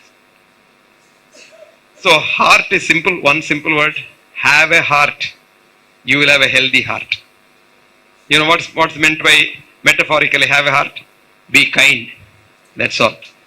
So friends, there are a lot of myths in every field, including homeopathy. Venkatraman is absolutely right. Why homeopathy? Everything that we do for others, there are myths galore. And real progress is trying to demolish the myths and not repeat the known things. It's very easy to repeat the known things. எல்லாருக்கும் தெரியும் புக்கில் இருக்கு, நான் படிச்சுட்டு அப்படியே ஒரு vomit பண்ணா I'll get first rank. All these first rankers have lost the power to think. That is why Alexis Carrel wrote a book, Man the Unknown. He is a Nobel laureate. He said every newborn child is a genius to be converted an idiot in school. So friends, life is not very complicated. We complicate life. Life has nothing to worry about as long as you don't worry about it. And life is so nice. And life has got a lot of potentials. You don't know your potentials. You think, no, who am I can't be nothing. You can today, if you want, and make up your mind to climb the Himalayas, you can be Ten Singh. You can go. You can make up your mind. So, please do not get any negative thoughts. They kill you. Have only positive thoughts in the mind. Positive thoughts. Everything. Remember, there is always the morning after a dark night. When you get worried, depressed, you think the end has come. A lot of us commit suicide when you're depressed. But remember, there's always light at the end of the tunnel. And night and day are like that. That's why Rudyard Kipling wrote a poem after studying Indian philosophy, because the only philosophy in the world which can give you any solace is Indian philosophy. Of course, there are other philosophies like Chinese philosophy, and in Islam there are philosophies like Ibn Sina, who you call as Avicenna. Avicenna is a Latinized word for Ibn Sina. Ibn Sina was a great physician. Like Heinemann, he had a lot of things that he had brought forward, and he had opposed a lot of things, like Heinemann. So Heinemann, Ibn Sina and all people who were opposing what was known, for which they suffered. Like for example, it was, I think in the 2nd century AD, Ptolemy said the sun goes round the earth. It's called the geocentric concept. Now paatha ipo kaalla paanga mele varudhu, it's going round the earth. Illaya, correct? For nearly 500 years, every so-called scientist said sun goes round the earth. Then in the 7th century, Copernicus came, a Greek, he actually used a pole, but he was born in Greece. This Copernicus said, no, earth goes round the sun. And that was a thing, that was something very, very against the accepted norm. They wanted to kill him. And that was not accepted for 200 long years. Of course, now we know the earth goes round the sun. But still we don't know whether the earth is flat or round. See, very interesting things. A lot of things we don't know. But we think what is written in our books, what is taught in our school is the ultimate thing. So we believe that. We become asses. So you should be able to look back and ask, what is it that the teacher is trying to put on my back? I always jokingly tell my students, don't be an ass carrying the washerman's clothes that I put on your back from the river to the washerman's house and back, and then finish your life. Occasionally be an inquiring ass. Find out what's on my back. Are they all shirts? Are they all saris? Find out. That's very interesting, isn't it? You don't do that. Because you can't ask questions in the class. Teacher doesn't like it. And it's not in the syllabus. I had a very interesting story in a school. I sometimes go to school and talk to these kids, One kid complained to me, sir, my teacher asked me to write a composition on the zoo of my imagination. So I wrote, sir, my zoo has giraffe which has got 100 feet long neck and it can even catch moon and bring it down and things like that. My teacher gave me 0, sir. I went and asked her, why 0? She said, no, that's not the zoo. Zoo is in the book. You must write like that. But madam, you said write the zoo of your imagination. You didn't ask me to write the zoo of your imagination, my imagination. But on the payanukku 0 தான் கிடைச்சது. So Copernicus 0 தான் கிடைக்கும். புரிஞ்சுதா? ஆனா you must have the courage to get that 0 and still be happy about it. When I wrote the book called What Doctors Don't Get to Study in Medical School, it was reviewed by an Indian great scientific journal called the National Medical Journal. 2-page review. In short, it said, the author is a fool, a bloody fool. He doesn't know English, he doesn't know science, he doesn't know medicine, and he must be in the mental hospital, and this book must be banned, blah, blah, blah, he wrote. And he did a great service to me, because they had published 5,000 copies. They were all sold in 1 week. Then a review came from British Medical Journal. They wrote, the editor wrote, Richard Smith wrote, this is not a textbook of medicine as claimed by the author, but is a holy text of medicine written by a prophet. Then they opened the eyes. It must come from the West. Then the then health minister of Britain, one Nicholas Ray, he is a doctor himself. He wrote a beautiful review of the book. He said there are a lot of important things which can save money for our NHS. So I have sent it to the Prime Minister to look at that. So see, this is how we look at it. We have our jaundice glasses. We look through our jaundice glasses. A lot of people curse me, a lot of people claim, but you must have the courage to say what you think is right. I may be a bloody fool. I always tell people, I know I am a fool. What is the problem? You call me a fool, I am happy. But a fool thinks he is always wise. Then the problem comes. I was invited here some years ago, some 10 years ago, for a very famous lecture. And the lecture was nominated by them. It's some trust, Santam Auditorium, about 2,000 people. Madras audience is very intelligent. I always miss a beat when I stand to talk in Madras. So the subject was quantum physics and ancient Indian wisdom. So I spoke for 1 hour. 1 hour they questioned me. They gave a standing ovation and I went home. I was a vice chancellor then. I get a letter. This letter, not anonymous letter, signed letter in letterhead. Dear Professor Hegde, you are a fool, number 1. You are also an idiot. Second sentence. Third sentence. Shankara is also an idiot. Between the two of you, don't try to confuse the word. Next time you come to Chennai and talk about quantum physics and this, we will throw rotten eggs on your face. I enjoyed the letter. It had a name, so and so. So I wrote him a nice letter. Dear Sri so and so, thank you very much for your sentiments and the nice letter that you have written to me. However, I may not agree with your views. You may think I am an idiot. It's okay with me because I know what I am. So why should I worry about what you think I am? But next time you get angry, you only get angry with me. Leave Shankara alone. He is somebody you and I can't think about. Forget about him. Why talk about Shankara, Prophet Muhammad, Jesus Christ? Forget about them. Next time you be angry with me, you throw rotten eggs or rotten tomatoes, I am happy. Man's ego got punctured. Because he thought, I will feel idiot and shanna apdi apdi. Near Vanda Manipalke touched my feet and said, Sir, I am enlightened today. Next time you come to Chennai, please come to my house. My wife makes nice sambar. In chinna vengai sambar nalla pannuvom. We have become good friends. Avan ennathukku eludina, he was the part of another organization which hated Shankara. See, we hate each other so much. கடைசியில் அவனுக்கு சொன்னேன் நான் ஒரு நாளைக்கு, பார்ப்பா இந்த பசங்கள்ல இருக்காங்களே அவங்க எல்லாம் பெரிய ஆளுங்க, அவங்க திங்க் பண்றாங்க, same thing there looking at a different view. See, there were three acharyas, Ramanuja, Shankara and Madhva. They looked at what is called God. Nobody has seen God. They had their own viewpoint, so they wrote, what is wrong in it? What is wrong? There's nothing wrong in it. But you hate yourself, then you say Christians hate me or Islam hates me. No, nobody hates you. Every religion says the same thing. What is the spirituality? Caring and sharing. Whether it is Islam, whether it is Christianity or Hinduism, what is that? Sharing and caring. That's called spirituality. Definition of spirituality is sharing and caring. What does Hinduism say or Sanatana Dharma says? Tena, tyaktena, bunjitaha. Rejoice in giving. What does Islam say? Zukat. Give. And what does Jesus say? It's not for thee alone. Pass it on. Pass it on. Just to try this. You try to see one person smiling because of you every day, you don't have to go to the doctor. I can assure you that. You worry about what can I do for others. Paropakarartha vidam shariram. Then your cells say, aha, this is my man. I will keep him alive. Do you know what cells are so powerful? Supposing you get a heart attack, let us say, God forbid. Supposing you get a heart attack, what happens?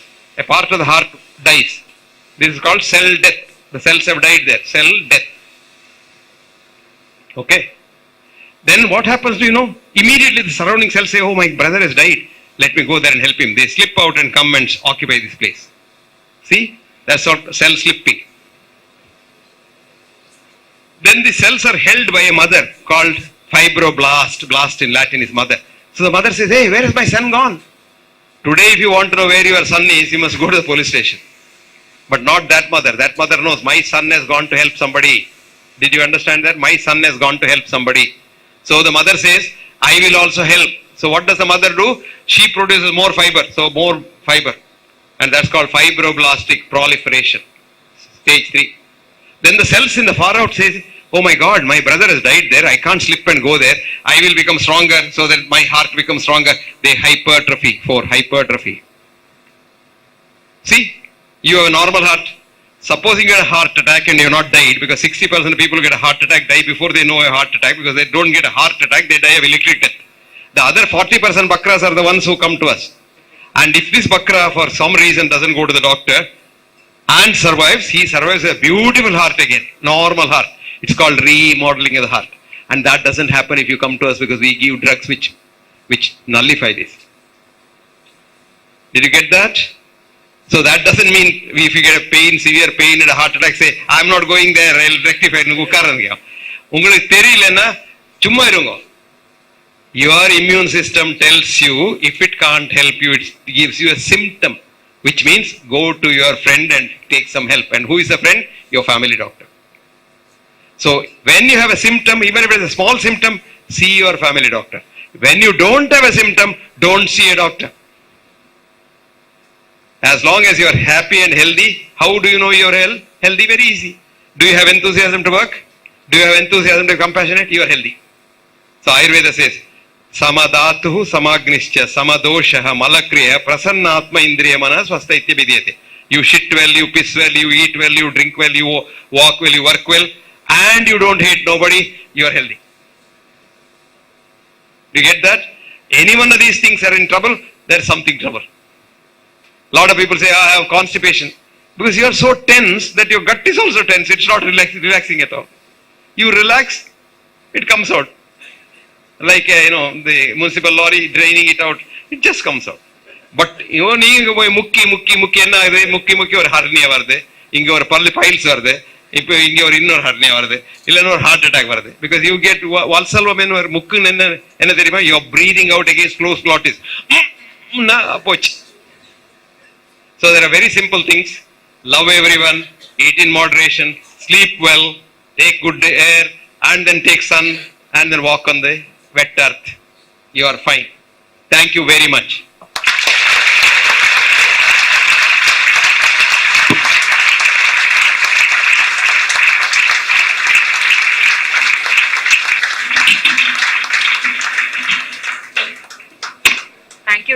Sir, as a token of our love and affection, we would like to present Dr. Hegde with a small memento.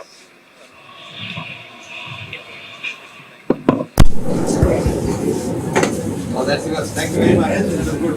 But Nadula, if you put a everybody, for the next meeting, you correct. My cake, sir.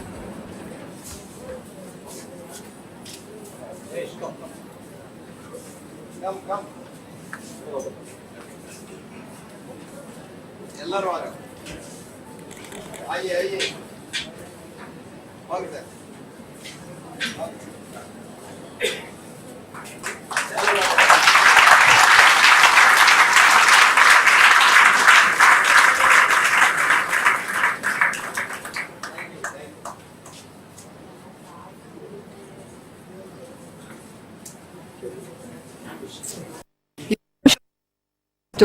To you.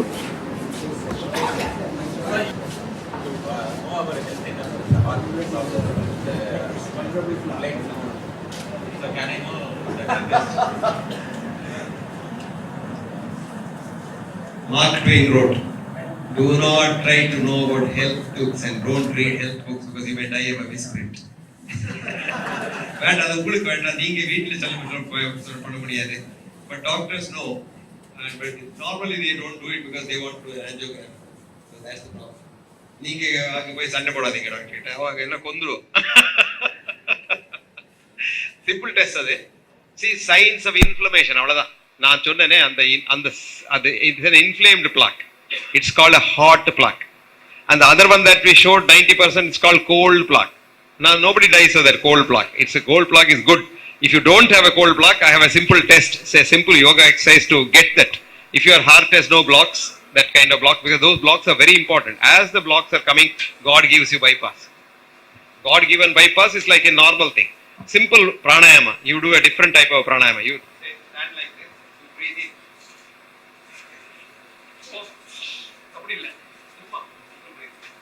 Breathe in. Now breathe out. Breathe out. Breathe out. Breathe out. Breathe out. Breathe out. I'm breathing out. I'm not breathing at all. I'm breathing out. I'm sitting. No chair. I'm sitting. Breathe out. Breathe out. Breathe out. Breathe out. Breathe out. Breathe out. Then breathe in. Breathe in. Breathe in. இப்போ என்ன பண்ணேன் நானு? I gave hypoxia for that few seconds that I was sitting. I gave no oxygen to my seconds that I was sitting. I was not breathing, so oxygen was not coming. So we have too much oxygen in the atmosphere in seaside. Rishis in Himalayas, they live long because they have very little oxygen. பழைய காலத்துல நம்ம என்ன நினைச்சிருந்தா எல்லாத்துக்கும் oxygen கொடுக்கணும். இப்ப cinema என்றால் old cinema, MGR சினிமால பாத்தீங்க யாருக்காவது ஹார்ட் அட்டாக் வந்துச்சுன்னா உடனே ஒரு மாஸ்க், ஆக்சிஜன் மாஸ்க் போடுவாங்க இல்லையா? Now we know that oxygen mask killed most of us. Because when you get a heart attack, you must not have too much oxygen. And if you don't give oxygen to your heart, the heart tries to get new vessels growing. It's called hypoxic stimulus. So this is a simple exercise, you can do it every day. In addition to that, when you are doing sitting there, you are exercising your knee, you are exercising your hip, you are exercising all your muscles. So easy. And if you did it every day, don't try to do it on the first day like that. You will fall down. Do it slowly. Slowly. Anything you do it moderately. You போய் first class போய் BA class போக முடியாது, kinder கார்டனுக்கு தான் போகணும். அப்படி போய் BA போகணும், அப்புறம் எம்ஏ போகிறது. But some people try to go to MA without going to the kindergarten class. That's where the problem comes.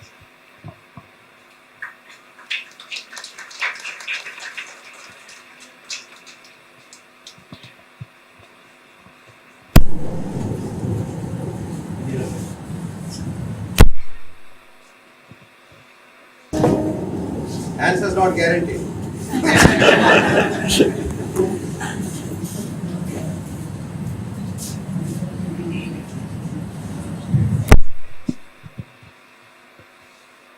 Good afternoon to everybody. Good afternoon, Dr. Hegde. I would just like to request you to share a couple of words about one of your former articles on coconut oil. It's a very famous article.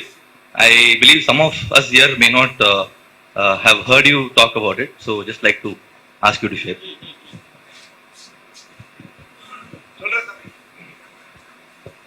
தண்ணி குடிச்சிட்டு சொல்லு. கருப்பு தண்ணி இல்ல, பச்சை தண்ணி.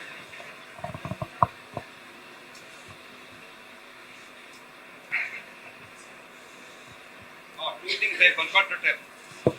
இந்த கருப்பு தண்ணி தெரியுமில்ல, கள்ளு,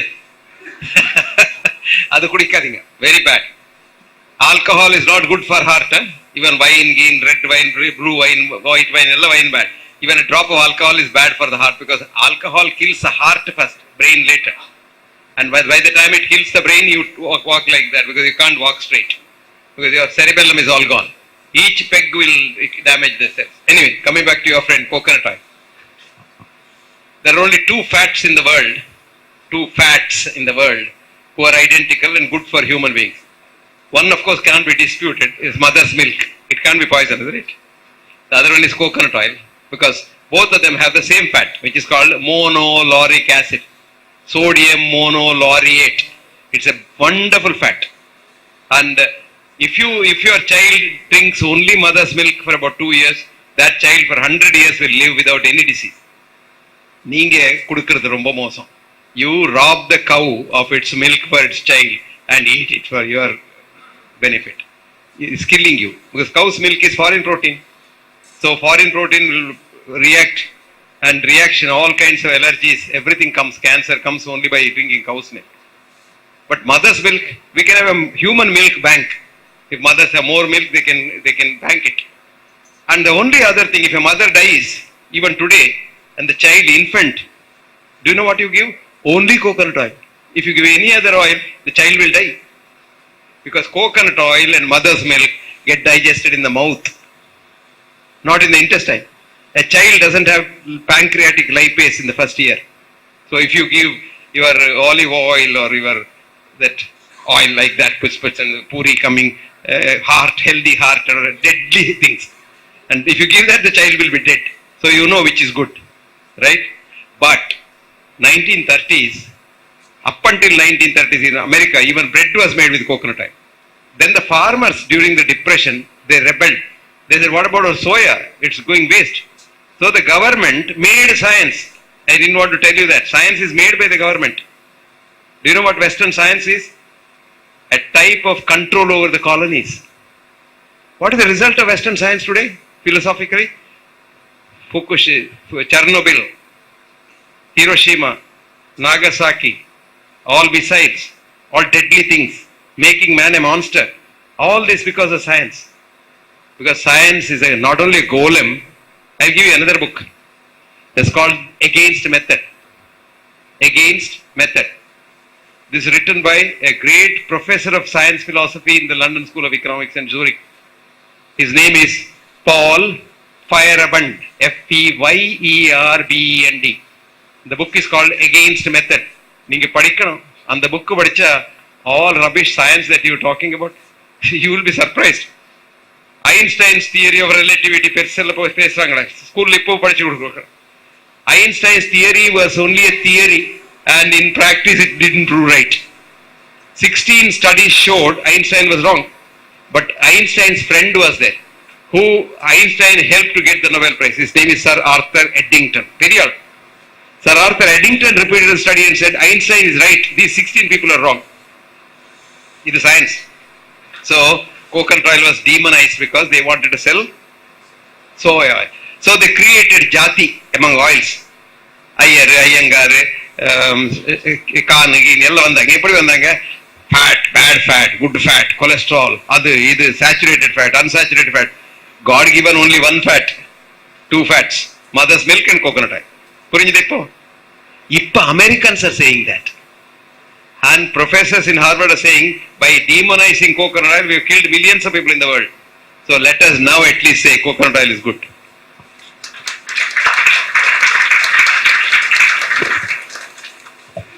Doctor, regarding sunlight, whether which is good, sir, doctor? Morning, evening sunlight, or this one here?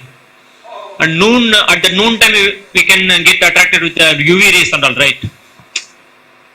All that morning, evening, night, ella UV rays தான் வருது. நைட்ல வரல. எப்போ UV rays தான் வருது. Ultraviolet rays only come. But what you are saying is, you can't tolerate the noon sun in Madras because of the heat. So avoid that. I am not asking you to sit in the morning sun is good for two reasons. A, the heat temperature is not very high in the morning. It's cool morning. Sit there. And second thing is it comes at an angle, so it won't directly hit you like 12 o'clock sun on top. Evening also is nice.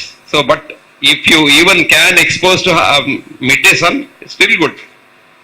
It won't kill you. Skin color.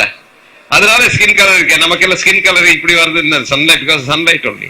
You think Europeans are a different race? No, there is no sunlight all. That's why they are fair. We are dark because nature wants us to be dark because we have more melanin to protect our inner structures from this ultraviolet light. You simply look at Polynesian islands, upper Polynesian islands near America. They are big and they are white, absolutely white like Europeans. You come to melanin zones near somewhere in China area. They are still white, not very white, but they are okay. And then you come down to Micronesia, Ceylon, India, etc. in southern part. We are very dark, very very good, protects us. Sun doesn't kill you. Nature knows how to see. There is a nice thing. Who is feeding garden in the forest? There's a beautiful song in Kannada. I can't repeat that in Tamil. ಬೆಟ್ಟದ ತುದಿಯಲ್ಲಿ ಹುಟ್ಟಿರು ರಕ್ಷವನ್ನು ಕಟ್ಟೆ ಎರೆದ ನೀರೆರೆದವರಾರು. Who gardens, who waters the tree there in the forest? Nobody.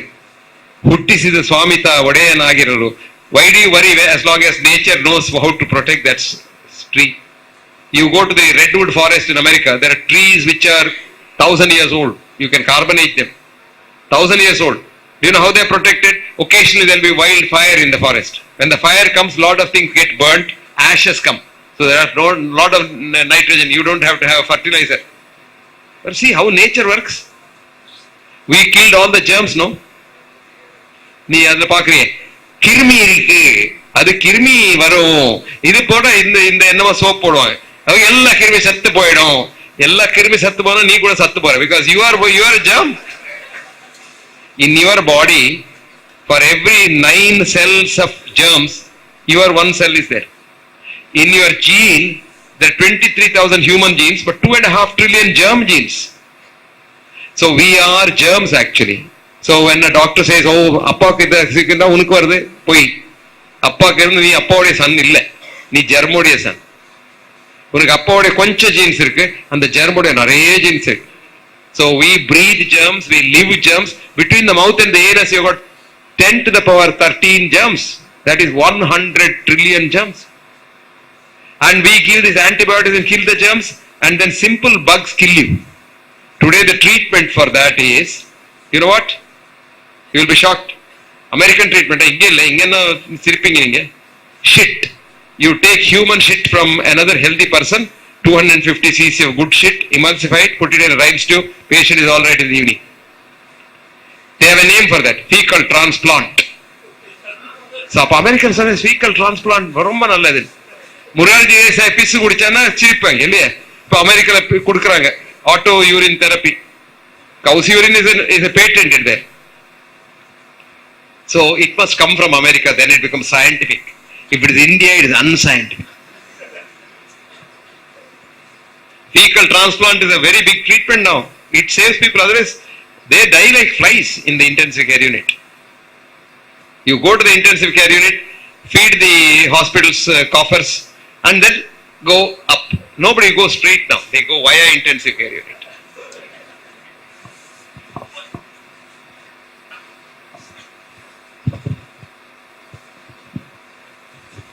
Morning, Doctor. My name is Anand. I'm Anand. Yeah, exactly. I'm practice a journalist. It is a small doubt. It is. It's actually a epilepsy type of disease. The valippu noi varudhu. Valippu noi. Epilepsy. See, most of the lot of persons, it's very small to even high level persons are affected. These things in the nowadays even. See, everybody is in the doctor, especially in the English medicine. They give variety of medicines in the very long period, even if it is one time or two times. But these persons are continuously don't miss anything. It's what you tell in the 1 hour before. See, if it is happen, originally the market rate also is very high. So how the persons can understand this is for the 2 or 3 days problem will be in the lifelong disease, then there is a back effect also is there. Good. Very good question.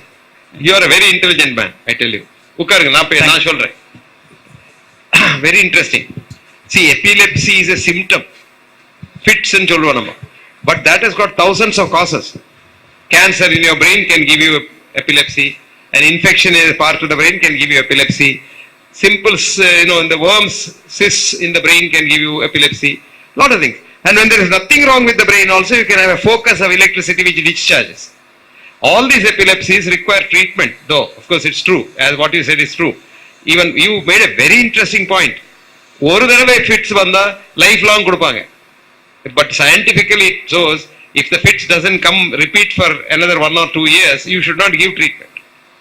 அது என்ன தெரியுமா, simple treatment இருக்கு, very cheap treatment, அது கொடுக்க மாட்டாங்க. இப்ப எல்லாம் costly treatment தான் கொடுப்பாங்க. Right, number 1. Last, having said all that, don't treat yourself because you don't. When patient should not treat, you must find out what is wrong. Something is wrong in the brain, then of course you have to treat that, not the fits. Suppose somebody has a stroke, he has to treat that. Suppose somebody has a cancer, that has to be treated, not the fits. Fits is a symptom, not a disease, number 1. But fitsக்கு இப்போ மருந்து இல்லாம treatment பண்ற method கூட இருக்கு. There are a lot of people researching. There is a man who has become now an Indian.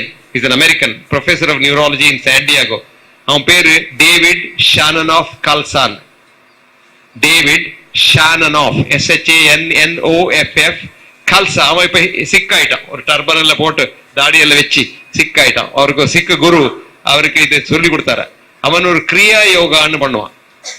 And he is a neurologist. He is a professor of neurology in San Diego. He's written a lot of articles, lot of books. And he's going around the world lecturing. He has a Kriya Yoga for epilepsy. That is the epilepsy without a brain disease. புரிஞ்சுதா? அப்ப life long மறந்தே இருக்கணும்னு இல்லை. உங்களுக்கு வேணும்னா நீங்க எழுதுங்க, Shannoff Khalsa எழுதிங்கன்னா, I think Shannoff Khalsa @gmail.com. இல்லைன்னா ஷானனாஃப் கல்சான்னு கூகுள்ல போடுங்க, வரும். அவனுடைய இதெல்லாம் வரும். நல்ல பையன். Yes, sir.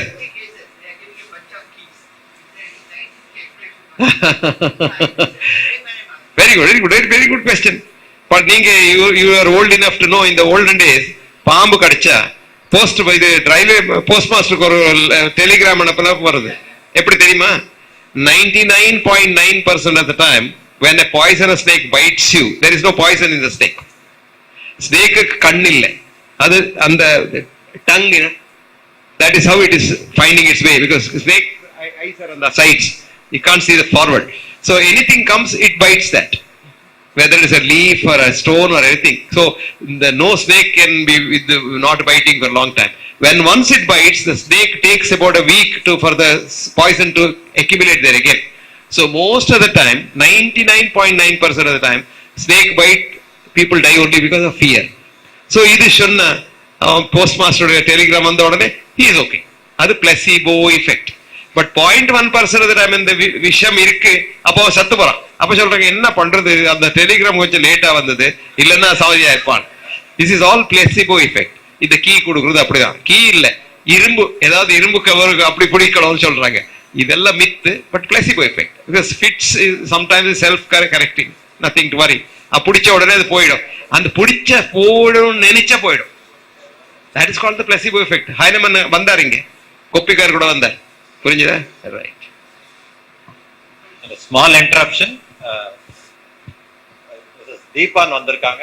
She is the one who was helping us a lot in book development, and this book has seen because of her help also.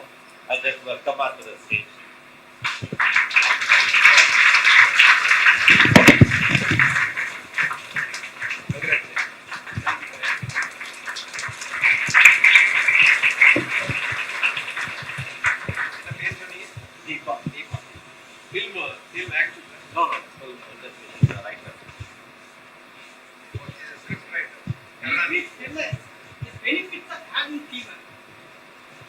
Good. Yes, when I was a house surgeon in the Stanley Hospital, before most of you were even conceived, not born, but even some of your parents were not born. we used to have a treatment for syphilis. Syphilis was the dangerous disease then. It's called Surgeon General, S and G, syphilis and gonorrhea. நமக்கு ஒரு professor லண்டன்ல அவர் எப்பவும் சொல்லுவார், very interesting fellow. I'll come to that later. Our treatment for syphilis was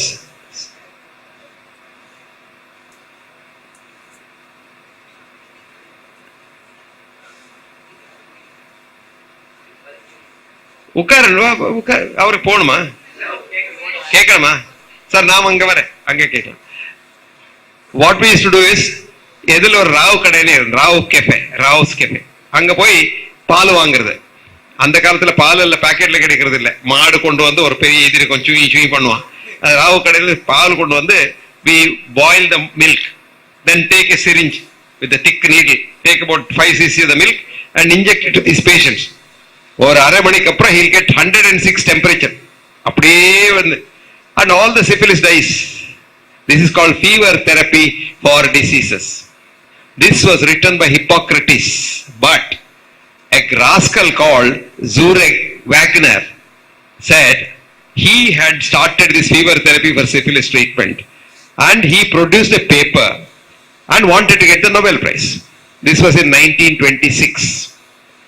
Wagner Zurek was his name. But in that committee of Nobel Prize, there was a doctor called Gladius. And Gladius knew this Wagner Zurek is a bluffer. He is a rascal, he is a scoundrel. இவன் என்ன பண்ணிருக்கான், இந்த fever எல்லாருக்கும் கொடுக்குறான். இவன் இந்த fever therapy என்ன கொடுக்கிறது, பால் இல்ல, malaria parasite. So this fellow in Europe in the 19th century used to inject people with syphilis with malaria parasite. அந்த காலத்துல மலேரியா parasiteல ஐயங்கார் நாடர் இவர்கள் இருக்காரு நமக்கு தெரியாது. ஒரு மலேரியா parasiteல ஒண்ணுதான். இப்போ we know there is a malarial parasite called falciparum malaria, which Europeans die 100% because they have no racial immunity. Without treatment they die. இவன் என்ன எல்லாருக்கும் falciparum கொடுத்தான். He treated 100 patients, 96 of them died. 4 patients recovered. அந்த காலத்துல GPI, general paresis insane, is a horrible disease. Fellows will go on Mount Road and immediately open their fly and piss in front of everybody. That kind of a thing they used to do. So இது கொஞ்சம் improvement. இவன் என்ன பண்ணா, அந்த 96 report பண்ணவே இல்லை, இந்த 4 மாத்திரம் ரிப்போர்ட் பண்ண. This is how we report science today. Negative studies எல்லாம் சப்ரஸ் பண்ணி பாசிட்டிவ் ஸ்டடிஸ் பப்ளிஷ் பண்ணுவான். இவன் போய் claim பண்ணா, and he had friends there, so they wanted to give him the Nobel Prize, but Gladius stopped it. That year Gladius had a heart attack and he died. 27ல இவன் பின்னி apply பண்ணான், அவருக்கு Nobel prize கிடைச்சு. தெரியுமா, பொய்க்கு தான் Nobel prize கிடைக்கும். Wagner Zurek got the Nobel Prize for fever therapy in 1927. So, concept, fever is good for body. Now, when the fever comes, when you have an infection, because body wants the temperature for killing the germs. Suppose there is a fever, simple fever I'll tell you. There is a cold, common cold and feverish cold. The germs are different. Common cold is a common cold virus. Feverish cold is adenovirus. But treatment என்னன்னா, சும்மா 2 நாளைக்கு rest எடுத்துட்டு நல்ல தண்ணி எல்லாம் குடிச்சிட்டு just keep quiet, you're all right. Now you get a metacin tablet for the fever. When you lower the fever, body finds it very difficult to kill the germ. So if you take metacin for a feverish cold, you will be in bed for 10 days and all other complications will come. Metacin itself will kill a lot of people. So fever is not bad. Don't run immediately and take the fever down, because fever is not a disease. Like sugar is not diabetes, fever is not fever. It can be typhoid fever, it can be malaria fever, it can be TB fever. You have to treat the disease and not the fever, and leave the fever alone. All that you have to do is, if the fever goes above 100 400, things like that, patients might get febrile fits. Fever is one of the causes of fits. So you lower the fever physiologically. How do you do that? Use some cold things in the cold sponging, tepid sponging. Patient is all right. But nobody does that because A, there is no money. B, it is cumbersome. You have to do a lot of work. யார் பண்ணுவான்? இது ஒரு மெட்டாசின் கொடுத்துட்டா அவன் போயிட்டான். அவன் போனா இவனுக்கு இல்லை, இவ தூங்குறா, அவ சத்து வரா. So fever is not a disease. Don't. Fever is very good. Fever, body wants fever, and fever is there to help. That doesn't mean if you get fever, don't see a doctor at all and then get into problems. No, don't do that. Okay? See a good doctor when you get fever. Come to Singvi Saab and say I got fever. He'll say, மருந்து எடுக்காதீங்க, I'll look after you and you are all right. But don't sit at home and say, especially if your child gets fever and say, illa doctor Hegde சொன்னார் fever வந்து ஒண்ணு பண்ண வேண்டியதில்லை அப்படின், because for children fever is a very, could be a serious problem because temperature going up, the child may get lot of fits and all. So don't do that. See a good doctor. That's why I said you must have a doctor, you must have a family friend who is a doctor, who's got a family doctor. And because he knows you, he can make an easy diagnosis. Sir, சொல்லுங்க, உட்கார்ந்து சொல்லுங்க.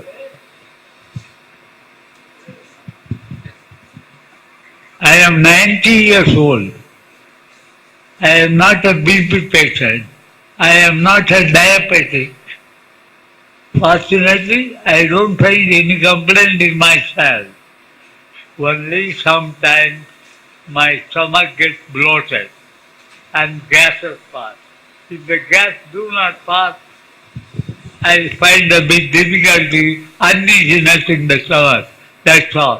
Many gastroenterologists are, and but they are not able to even make it go completely.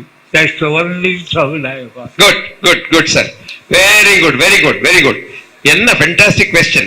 Answer is, you will live 100 years. If you had diabetes, if you had blood pressure, still you would have been alive at 90, provided you had not taken medicines. Good. Then you will live 150 years. Nothing will happen. In the gas irke, idella thalayila da irke. When the gut doesn't move properly, then you feel bloated. Adu gas illa. இப்ப மேல பண்றாங்களே, அது என்ன தெரியுமா?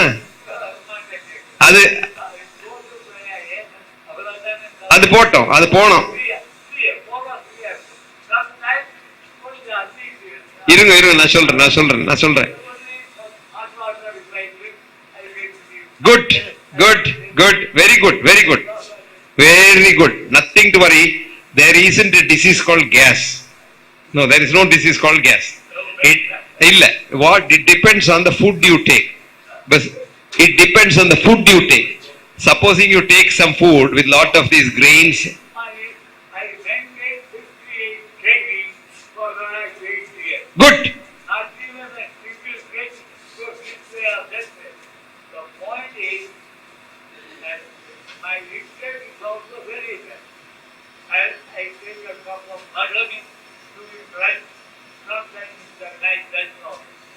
All that I get it done. I don't take like potato or anything to say. That's all I don't take. Now that this is the only complaint I have. Very good. நான் சொல்றேன், நான் வரப்போ. As now your eyesight is not as good as. No, wait.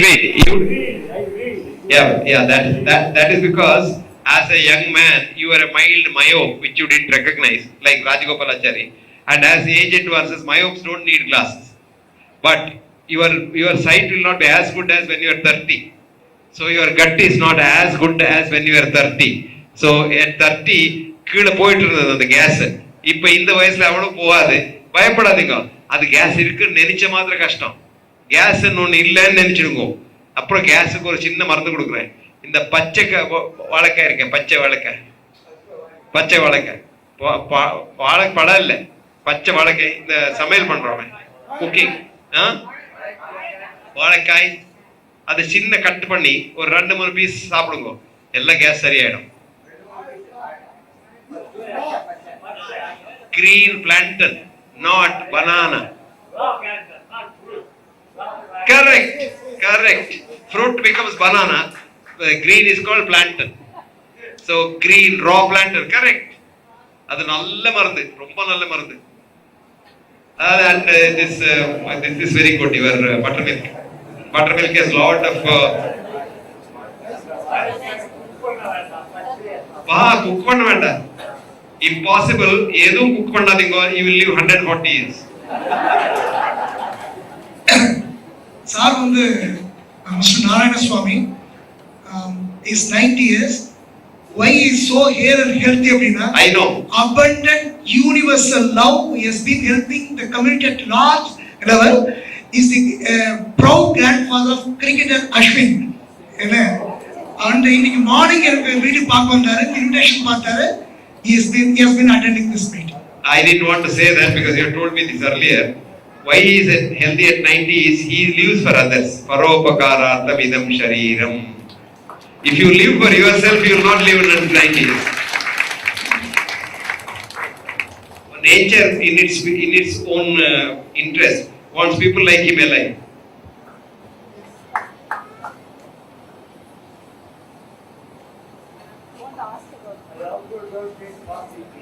Good, good, very good, very good.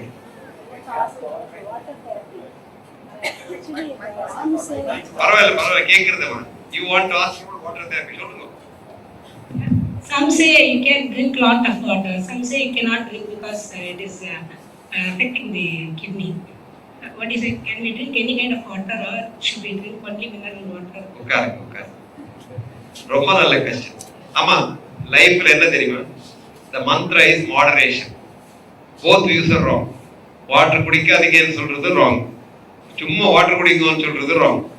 You must have water and there is nobody knows the limit. Each one person is different, but roughly 30 ml per kilogram body weight is the ideal amount of water. So if you are about 60 kilograms, you require 2 bottles of water. If you are 73, 2.5 bottles of water. That is, you must have that water every day because you are 95% of your molecules in the body are water. 78% of your body weight is water, which means you are water only. And everything, without water, nothing happens in the human body. And this water has to be replenished. So you every day drink enough water. What you do is, you drink it through only once. There are a lot of people saying, I'll drink 2 liters in the morning. You drink about half a liter in the morning so that you can have good motion. Because there's stuff there which pushes the things down. Then you take 1 glass of water before every food. Before, not after. And by the evening, don't drink too much water after about 5 o'clock because night you'll have to get up to peace. So finish by about 5 o'clock. And when you go to bed, take about half a glass of water, if possible, warm water. And warm water any time of the day also is good. Better than hot water. A lot of things, as you said, see, he drinks warm water, then things get. புரிஞ்சுதா? சும்மா load பண்ணாதீங்க. Load பண்ணா dilute ஆயிடும். அம்மா, எந்த water குடிச்சாலும் பரவாயில்ல. அதுல டேப் வாட்டர்ல நல்லது இல்ல நினைச்சிட்டு குடிச்சீங்கன்னா சீக்கிரம். இந்த பாவ பசங்க எல்லாம் என்ன குடிக்கிறாங்கம்மா? The germs are our friends, ma. Germs don't kill you. Your body's immunity goes down, that kills. நீங்க அந்த பசங்க குடிக்கிறது பார்க்கலாம். They did a study. கும்பமேளத்துல ஒரு அமெரிக்கன் யார் அமெரிக்கன் யார் தெரியுமா? Mark Twain. அவன் பார்த்தா முதல்ல அந்த கங்கா வாட்டர் குடிக்கவே பாடாது. 2 நாள் குடிக்கவே இல்லை. அதுக்கப்புறம் டெய்லி அதே குடிச்சான்.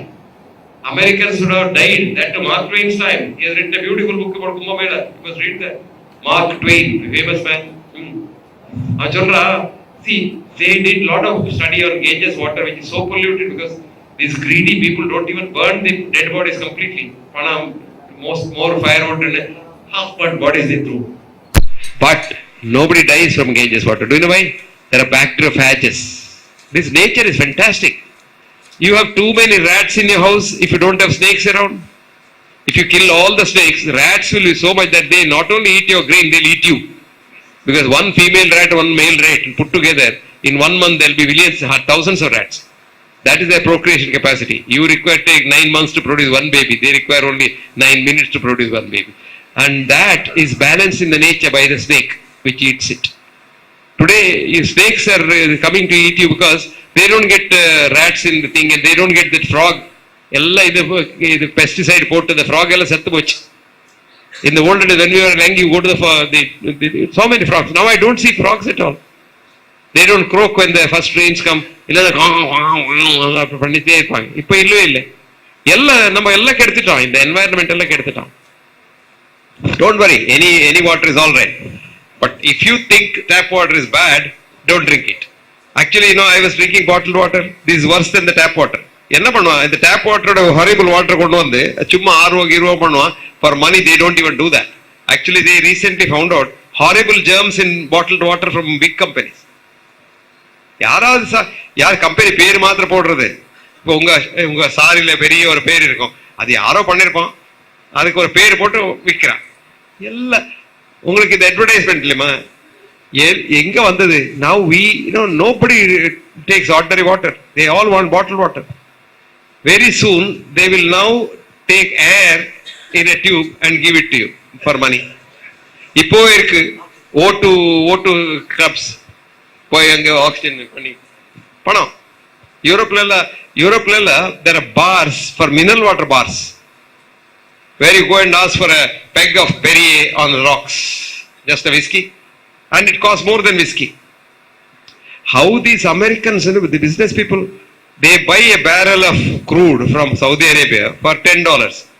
They sell them a barrel of mineral water for $90. See, this is all business. It's all business. Business is cheating others. But ethical business is possible. Yes, ma. பாவம், நான் உங்க பார்க்கவே இல்லை, என்னமோ பேசிட்டு இருந்தேன். எங்களோட சில்ட்ரனோட paediatrician use to say milk is for calf. So நீங்க வந்து வாங்குற மில்க் வந்து சில்ட்ரனுக்கு கொடுக்க வேண்டிய அவசியம் இல்லை. Only mother's feeding is enough for 11 months or whatever. So is it correct that milk is not really essential because nature says milk is for their calf? But should we take it? Is it essential? Is it a fantastic question? யார் சொன்னாமா? உங்க சித்தப்பாவா? Doctor Natarajan சொல்லிட்டு he was a அவருக்கு ஒரு Nobel prize கொடுக்கணுமா? உட்காருங்க. நட்ராஜன் கிட்ட சொல்லுங்க, உங்களுக்கு ஒரு நோபல் பிரைஸ் கொடுக்கணுமா? சி அம்மா, நேச்சர்ல நம்ம படிக்கணுமா? என்ன சயின்ஸ், நியூ சயின்ஸ் என்ன தெரியுமா? Not trying to teach nature a lesson or two as we were doing. நான் ஒரு ஆட்டம் பாம் பண்றேன், நான் ஒரு இது பண்றேன், என்ன மேலே போறது, என்னது பிருத்வி பண்றேன், ராக்கெட் பண்றேன். நான் டெல்லிங் அப்துல் கலாம், என்ன ராக்கெட்ல இது நடக்குதா? என்ன சொல்றீங்க நீங்க? ஏன் அப்படி சொல்றீங்க? ஏன் அப்படி சொல்றீங்கன்னா அதனாலதான் இந்த நம்ம இந்த லெவலுக்கு வந்தோம். ஆமா, science must be dot from nature. It's called biomimicry. என்ன பேரு? பயோமிமிக்ரி. உங்களுக்கு ஒரு நான் சொல்றேன் before I answer your question. அமெரிக்கால ஒரு பிளாக் பேர் இருக்கு, பிளாக் பேர். நீங்க கலிபோர்னியால போனா, நீங்க இந்த டூரிசம்க்கு போனா அந்த பிளாக் பேர் வரும். Looks horrible but it doesn't harm you unless you harm it. It's called Ursidae. இது தூங்குறது. 6 months it sleeps, hibernation. இப்ப நீங்க 6 months தூங்குனீங்கன்னா, சாப்பிடாம தண்ணி குடிக்காம ஒண்ணும் பண்ணாம தூங்குனீங்கன்னா, நீங்க you will be dead. இந்த உரிசிடே you 6 months in between, if you wake it up, it is stronger than when it slept. It has not taken a drop of water, it has not taken a drop of food, it has not moved one muscle, but its muscles are stronger when it gets up. You sleep for 2 days in the hospital, then you can't walk for 2 days. இது என்ன தெரியுமா? Nature has a method of protecting it. And நம்ம எல்லாம் சும்மா தூங்குனா kidney function, your creatinine will go up, your urea will go up. This uricide, when it sleeps, if it is creatinine is 0.8, when it wakes up it is 0.6. So you must, if you learn this, somebody wanted to learn this, but nobody funds it, because if you do that, your dialysis unit will close. அது பணம், dialysis பணம். So இது called biomimicry. நான் உங்களுக்கு சொல்றேன், இந்த உலகத்துல no animal drinks the milk of another species. No, 2 animals do. Domesticated cat and domesticated dog. And domesticated cat lives half the lifespan of a normal forest cat. And domesticated dog lives for only 20 years. And a forest dog lives for 50 years because it drinks only dog's milk. So child which drinks cow's milk lives only for about 70-80 years. Cow which doesn't drink cow's milk, it lives for 100 years. புரிஞ்சுதா?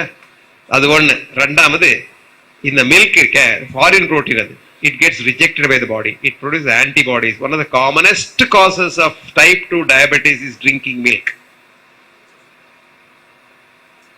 நட்ராஜனுக்கு சொல்லுங்க, you and me will recommend him for a Nobel Prize. ரொம்ப நல்ல doctor. அப்படி அந்த மாதிரி doctor இருக்காங்கன்னு எனக்கு ஆச்சரியம். To have a board in his clinic. My friends I used to recommend. Dr. Venkatraman is the person who recommended me to the pediatrician. அவர்கிட்ட போய் மற்றவங்க பார்க்கும்போது வேற ஒரு லாயர் சொன்னாங்க, அவர் வந்து மில்கே வேண்டான்றாரு. அப்படிப்பட்ட டாக்டர் என் குழந்தைங்களை கூட்டிட்டே போக வேண்டாம்னு சில பேர் போகாம இருக்காங்க. Like as you said, when we think that others are following it, we are happy about it. No, when others don't follow, we think it. Now that you say, I will tell you a joke. In Mangalore, there is a very famous lawyer who is fully ethical, 100% ethical. நீங்க ஏதாவது case கொண்டு போனா அவர் சொல்லுவாரு அந்த records எல்லாம் விட்டுட்டு போங்க, 2 நாள் நான் பாக்குறேன் அதுக்கப்புறம் சொல்றேன். பணம் வாங்க மாட்டேன்.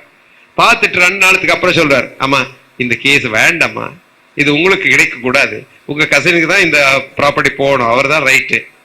சார் எவ்வளவு பணம் வேணும் உங்களுக்கு கொடுக்குறேன், நீங்க நல்ல லாயர் இல்லையா, நீங்க லாயர் ஃபைட் பண்ணி அந்த ப்ராப்பர்ட்டி எனக்கு கொடுக்கணும். சார் உங்க கசினுக்கு போற ப்ராப்பர்ட்டி எப்படி உங்களுக்கு கொடுக்குது சார் அப்படின்னா. ஒரு நாளைக்கு அவன் சொன்னான், அப்படி இப்படி பார்த்தான், very rich man. Till now I was thinking only Dr. B.M. Hegde is mad. Now you are also mad. So Natarajan must be mad. அப்படி என்னம்மா சொல்லுங்க, உட்கார்ந்து சொல்லுங்கம்மா. It's okay. For some women after certain age, all the bones will become weak and especially the joints. They say the osteoporosis and osteoarthritis. And if you go to allopathic doctor, they'll say you have to get operated for hips or knees like that. But is there any natural way of remedy pain without pain? Can they live by use alternative? Very good, very good. Amma, diseases are difficult to cure, but they are very easy to prevent. So after you are 80 and get the joint completely gone, don't come and say, how do I now get rid of it? You must cut the joint. That's all what you can do. But no woman should ever suffer from any one of the things that you're talking if she follows 3 things. A, see, as age advances, 2 things deteriorate in the human body. One is joint mobility. Second is your vital capacity. Old people don't have much of vital capacity. இது ரெண்டும் நீங்க Indian philosophy பாத்தீங்கன்னா 2 things. A, Indian classical dance. If every girl in the school is taught dancing, not the rock dance, monkey மாதிரி jump பண்றாங்களே, அது இல்ல, real Indian classical dance and singing. அந்த ஆலாபனை இருக்கே,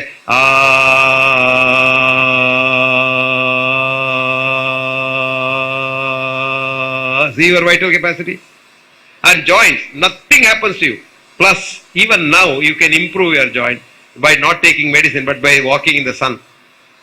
நீங்க இந்த இவ்வளோ ட்ரெஸ் வேண்டாம், as minimal dress as possible in your own terrace where nobody needs to see you, maybe an underwear and a brassiere, and sit there in the sun in the morning 2 hours, evenings 2 hours.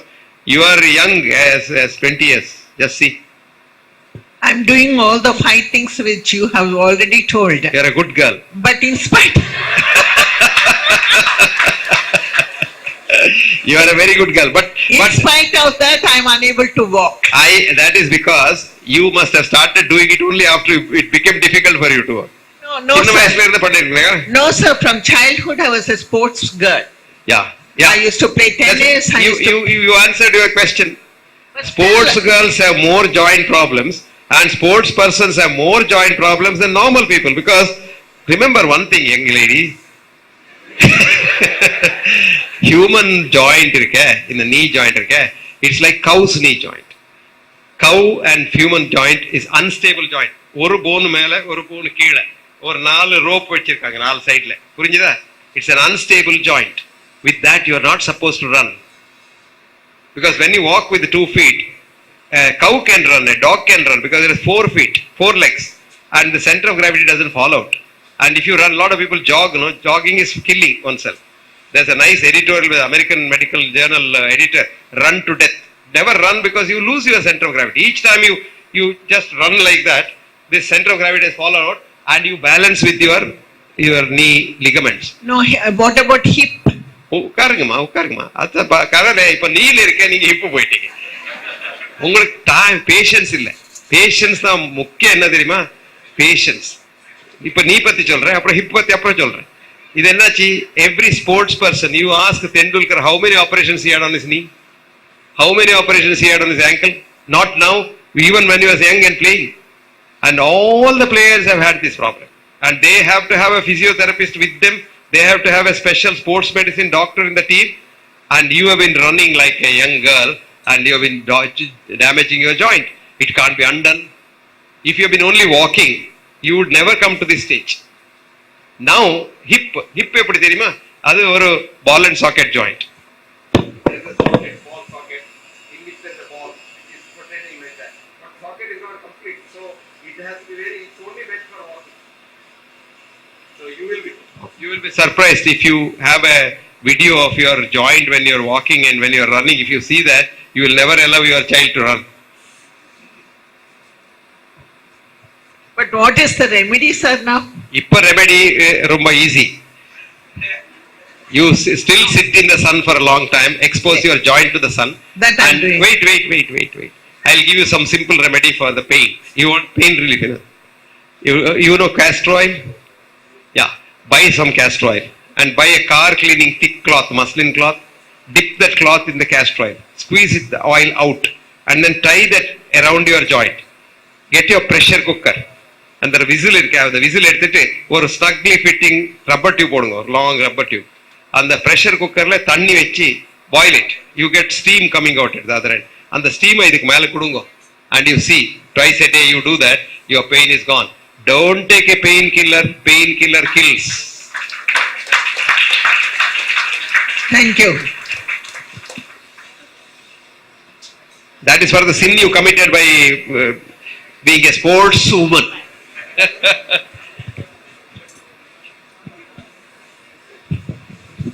Doctor, good afternoon. பசிக்குது. சொல்லுமா சுபா சொல்லு. Vitamin supplements and vitamin D இது ரொம்ப காமனா பேசப்படுற. Good. Fantastic questions. Vitamin supplements should never be taken by anybody who has 3 meals a day. Vitamin supplements are all right for those poor people, beggars who don't get a meal at all. That's all right, something. Vitamins are bad because they are artificial vitamins. This is called hormesis. I didn't want to say that. It's actually homeopathy is all hormesis. A small amount of any chemical is biopositive, good for the body. A larger amount of the same cap is very dangerous. That's why Heinemann's dilution, because it's hormesis. This whole hormesis is not taught in the chemistry class. You poi professor, Loyola College professor chemistry, hormesis enna sir nu kelunga. He won't tell you because it's not in our book. Because good things are all suppressed in science. Chumma edha solluvan.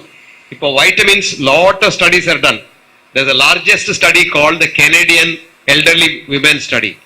50,000 women were studied in 2 groups. One group was given fruits and vegetables free by the government. Another what? Multivitamin tablets. The multivitamin tablet eating group had 4 times more heart attack and they died 10 years before the other group. Number 1. Number 2, in the vitamin D irke, adu or pudiya or order. The company which is selling vitamin D, costly vitamin D, has designed that test. Just like the bone mineral density test. You are comparing your bone with a Caucasian 18-year-old girl's bone. How old are you? 19, eh? 20. So you go for bone density, you will be about 5% less. You're osteoporosis. If you want vitamin D, there is only one source. That's the beautiful vitamin D. Your friend, the sun, free. Sit in the sun, you get vitamin D. You take that artificial vitamin D, it doesn't become vitamin D at all. Only thing is you are paying a hefty sum for the injections. Don't do that. And don't take vitamins, multivitamins at all. The preservative alone will kill you. Because the capsule requires some phenol preservatives. Ade kodru. Ella chumma pada avaru kuduke namak kuduko research kavadadu. And the vitamin pada illa inga kondu va. Research pannalam. Illa na chumma thonne rendu question kelungo. I like you because you are the. You don't have a pain in the neck. You are a pain in the neck. Purinjada? See, somebody who is tense gets tensed in the muscle here, headache he gets. Somebody who is tense and tensed at the bottom, he gets constipation. Somebody who is tense, who gets tense in the muscle in the abdomen, gets ulcer. Somebody who is tense, whose coronary artery go into spasm, he gets a heart attack. Somebody who is tense and doesn't know how to sit and look properly, gets muscles going into spasm. And the muscle going into spasm is what's giving you the pain. So the treatment for low lumbar pain and sacral pain now is not treatment, psychotherapy. Relax pandrathu. So you are a pain in the neck, and if I get rid of that, you are okay. So the latest treatment in the Western medicine is psychotherapy. Shrinking your head, புரிஞ்சுதா? Each time your wife shouts at you or you shout at your wife, your muscle go in spasm. I mean, yeah, husband and wife have to fight. If you don't fight, you're not loving each other. But on the fight, you tense ஆகக்கூடாது. I always say there are 4 stages in marriage. First stage is husband speaks and the wife listens. Lasts for about honeymoon time. That's all. அதுக்கப்புறம் wife speaks and the husband listens. Last almost whole life. Then both speak and the neighbors listen. Last for a little. Then neither speaks and then the neighbors are doubting whether they're alive or dead. In the 4th stage, நீங்க எந்த stage இருக்கீங்க எனக்கு தெரியாது. Spondylitis வரக்கூடாது.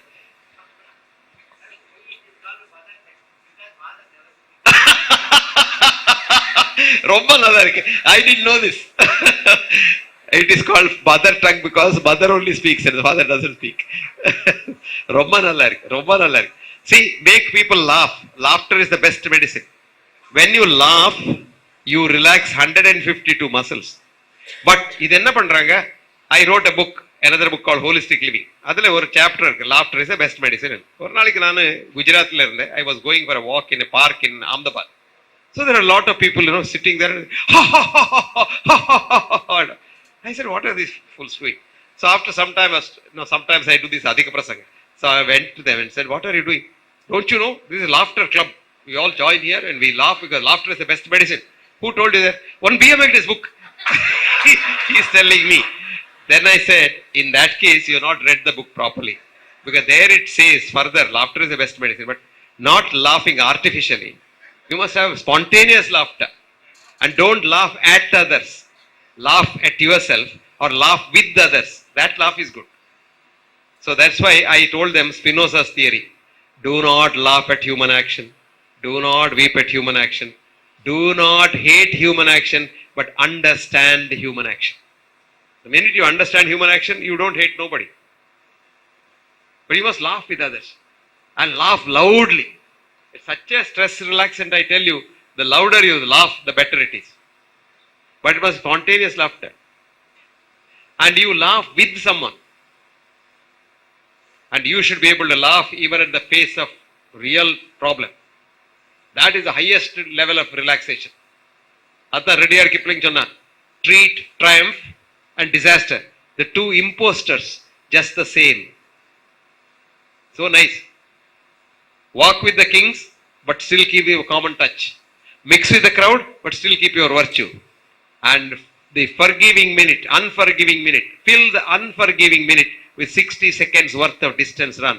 You shall be a man, my son, and more. This earth shall belong to you. There's a poem called If I F. This is a poem written by Rudyard Kipling after he went back from India. He stayed in Punjab for 8 years, studied Indian philosophy and went back and wrote this poem. Today the poem is polled in England by the Oxford University. Against Shakespeare, Yeats, Keats, everybody. This If poem got 60,000 votes of 100,000 votes. Fantastic poem. It's all Indian philosophy. It's like management college. Stephen Covey's 7 problems. அது என்ன தெரியுமா? Same Upanishad 7 all the 7 points are there. பகவத்கீதையில் இருக்கு, குரான்ல இருக்கு, பைபிள்ல இருக்கு. அது ஒரு பெரிய ப்ராப்ளம் இல்லை. இது all good things. You be a good human being, you are everything good about you. அவ்வளவுதான், simple. You be a good human being like our young man. இனி காலையில் கூட அவர் போற வேற for someone else. He didn't go for himself. And he told our friend, நீ பண்ணணும், இது பண்ணிதான் ஆகணும். சார் முடியாது, முடியாதுன்னு இல்லை, பண்ணணும். Because it's not for him. When you go to ask something for someone else, you can fight with the person. Fight for a good cause. நீங்க நான் சொன்னதெல்லாம் பண்ணுங்க, இன்னொரு 40 வருஷம் இருப்பீங்க.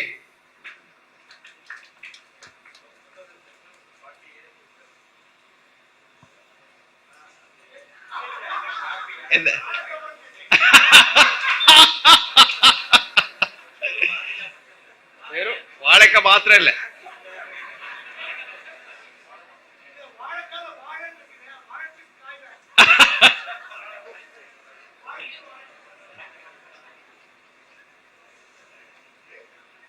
shall we call it a day?